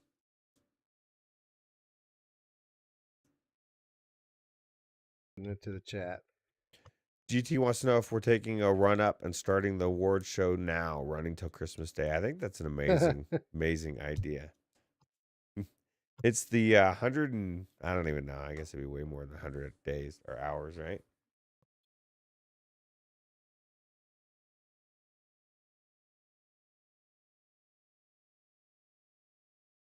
We shouldn't have to deal with this again next year. Like, again, it was PSVR2 coming out this year, a new platform. Kind of threw everything that just overturned everything and made all of our rules like not relevant or not appropriate for the situation.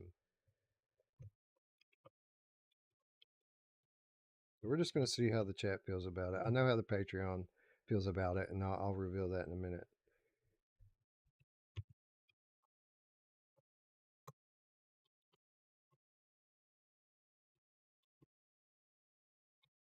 Rogue TR says says, okay, what's the list of games that jilted if you make the exception? I think all of them. When you make an exception, if it's not something that's supposed to be done, you're giving somebody a chance that shouldn't get a chance. If that's the way you look at it. And then so by that definition, you're screwing every person on that list because they now have somebody that has a potential chance to somehow run away with it, then they shouldn't be on there. And I'm using that as a theoretical. I'm not saying that's my stance, but I'm torn on it. Part of me says no. Part of me, when I saw you, that's why I didn't respond, because I didn't know what the fuck to respond, because my first instinct was no. And then I'm like, well, wait a minute. I don't know.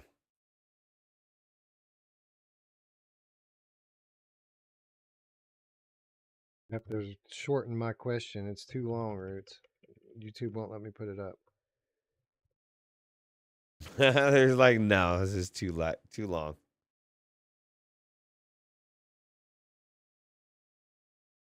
GT says, see you boys in 24 hours. I don't think it's, are you talking about today? Like, I guess it's not. Is it today now? It would be more like, it would be 12 hours. It'd be 12 hours. I mean, I can be there for sure. I wasn't sure if we were going to do it. I know people were talking about maybe postponing it last week, but I can't do it any other day but today. But I will be free for sure. Looper the Underground Game Cat says, you know who never thinks it's too long? My mom! Oh, yeah, she does. She does not think it's too long.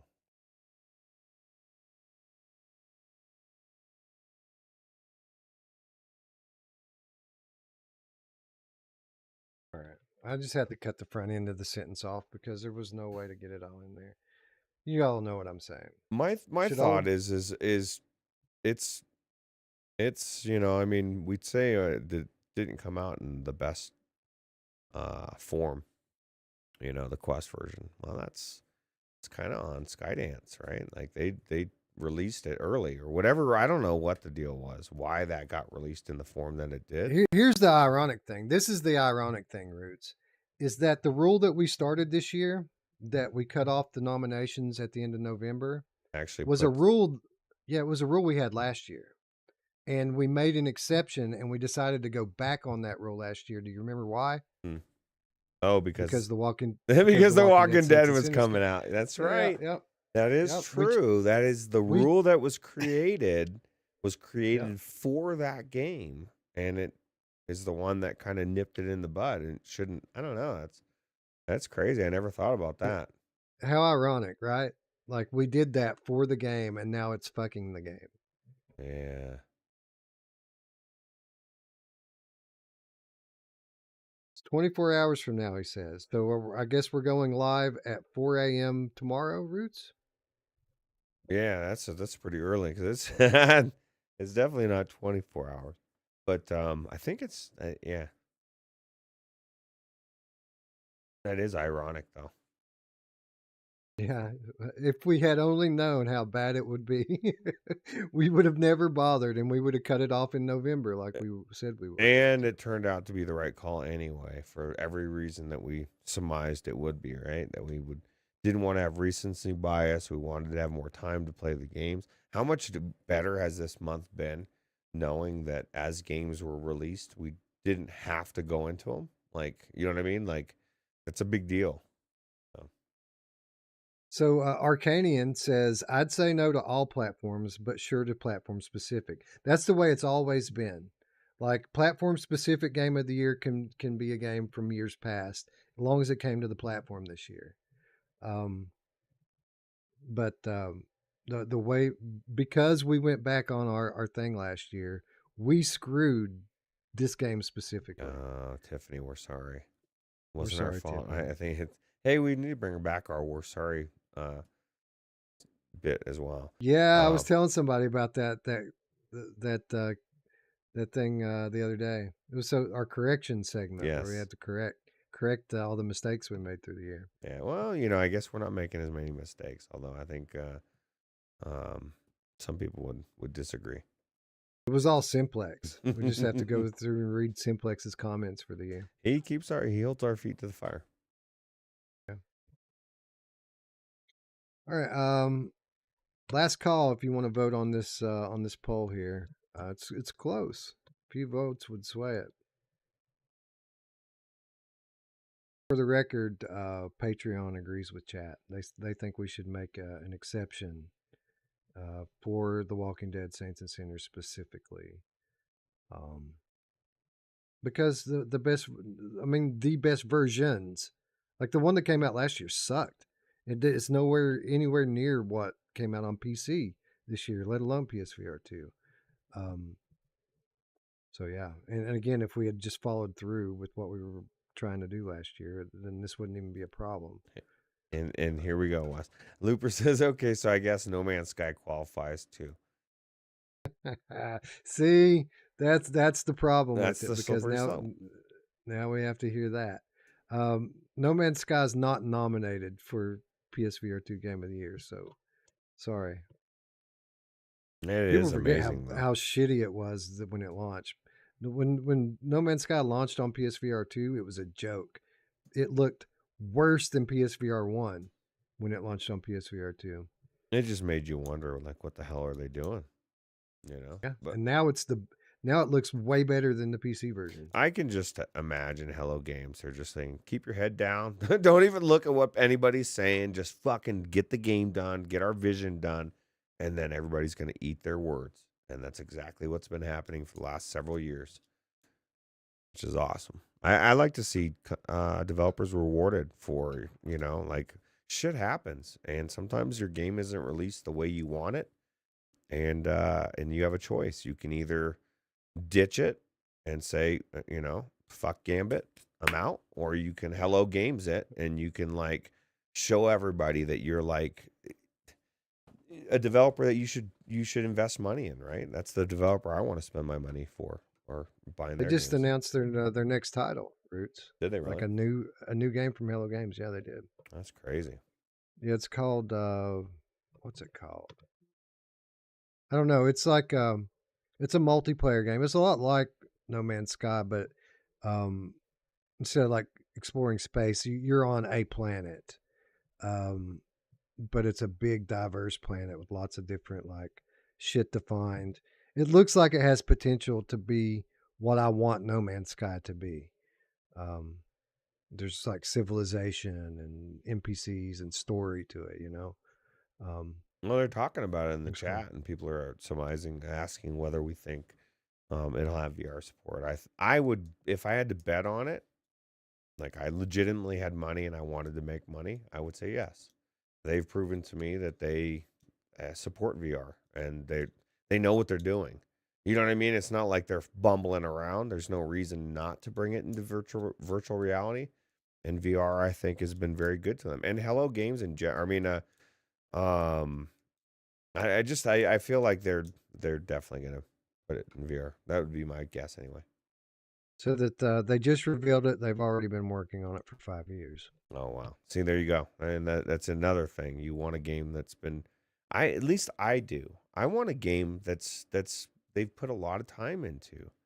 I was telling Dee this last year because I follow a lot of flat gaming as well. Like Redfall is the exact opposite of every game that's came out in the last decade or whatever. They were bragging about how quickly they put that out, and it took them a year.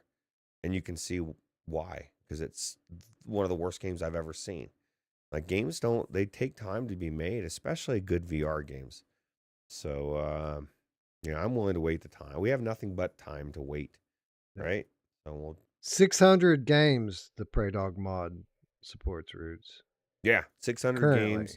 And that's testing. Currently, and they're testing and tweaking. And I'll tell you what, man, like I keep raving about it because I cannot believe I slept on Tony Hawk for so long, because as a flat game, it's phenomenal.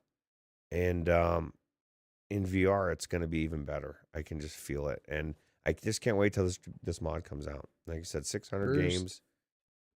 First person Returnal. Come on, son. Yeah, first person Returnal. I don't know, third person. Everything. High on Life, which I love the Luke Ross mod. Like High on Life, Atomic Heart. I'm gonna play those. you know, the way that they need to be played. I, Anyways, yeah, it's. I think it's gonna be more game changing than people think. For the industry of VR, it just is. the moral of the story is that we can wait for new games. Like we got stuff to play. Yep. We'll be fine. Absolutely. Anyway, that's it, folks. That's the nomination. For the record, the poll in the chat agreed with the poll on Patreon. People think that we should give Saints and Sinners a pass on this one and make an exception for them. I'll keep that in mind. And for those of you saying, well, what about Hubris or what? Yeah, okay, fine. If Hubris wins PSVR Game of the Year, then we'll let it go too. Guess what? It's not going to win. It's good. It's really good. It's not Game of the Year. It's not. But, yeah, it's good. Exactly. That's the thing. We all know. Like, Game of the Year overall, or even, I guess, not just even PlayStation VR2. What's it going up against?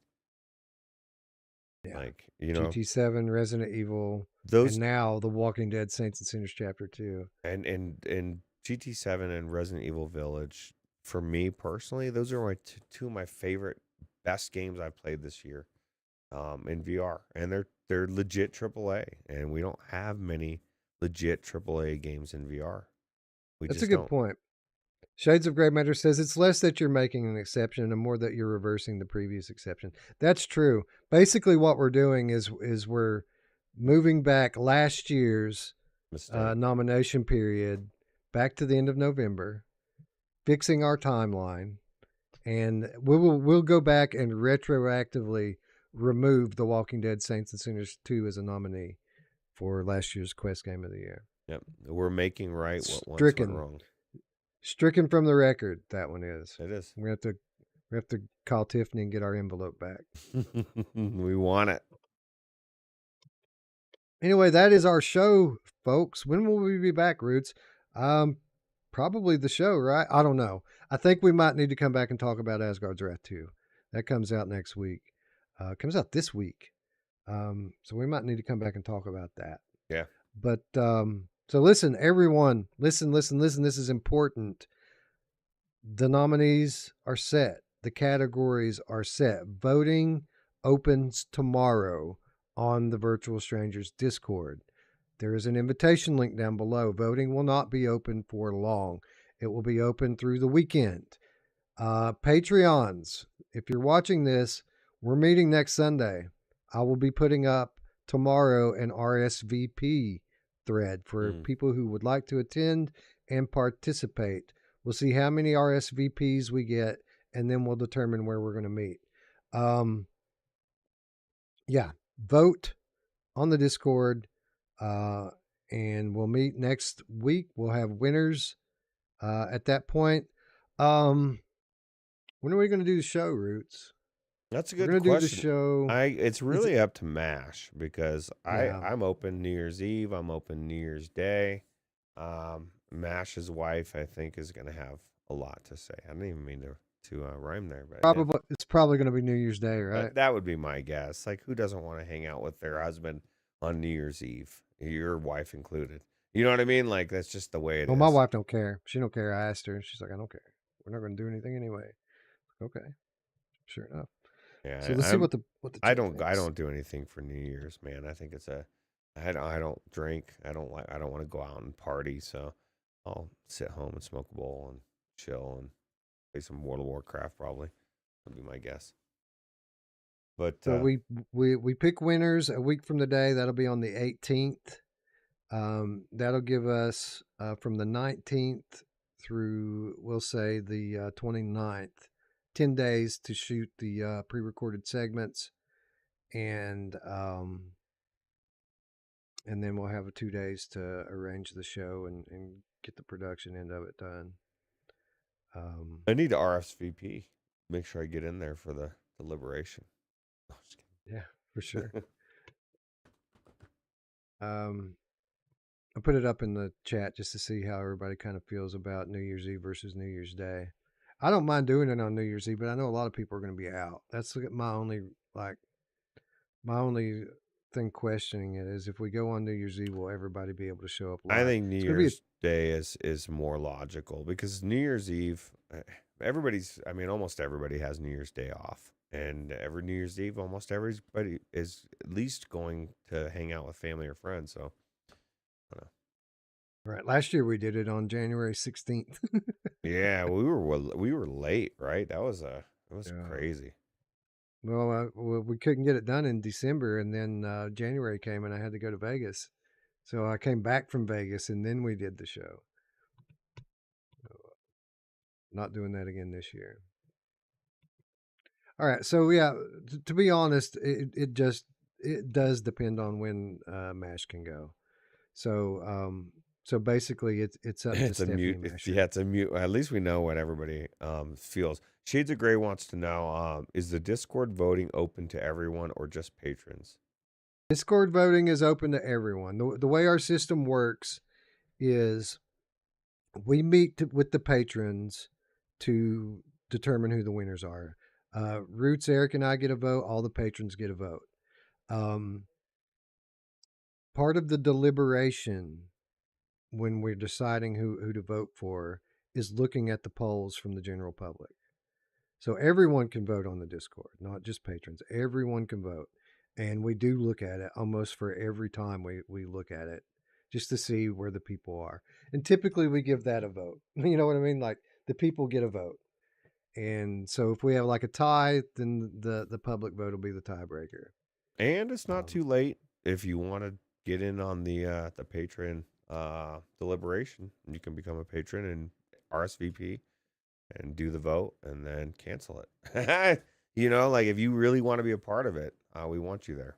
So Mr. George Beavis has to work on New Year's Eve. So yeah, you're going to want to be there live. We're going to give away some awesome 2023 games during the 2023 show. It's an event. You don't want to miss this. You want to be there. Is Wes going to fall asleep? There's so many things going on, man. Like it's crazy. So yeah, year over year over year over year, it is the most epic VR podcast of all time. Like we top it every year. So it's going to be 12 hours plus, probably 15 with all these extra categories I added in. We've got extra guests this year. We're going to do more giveaways.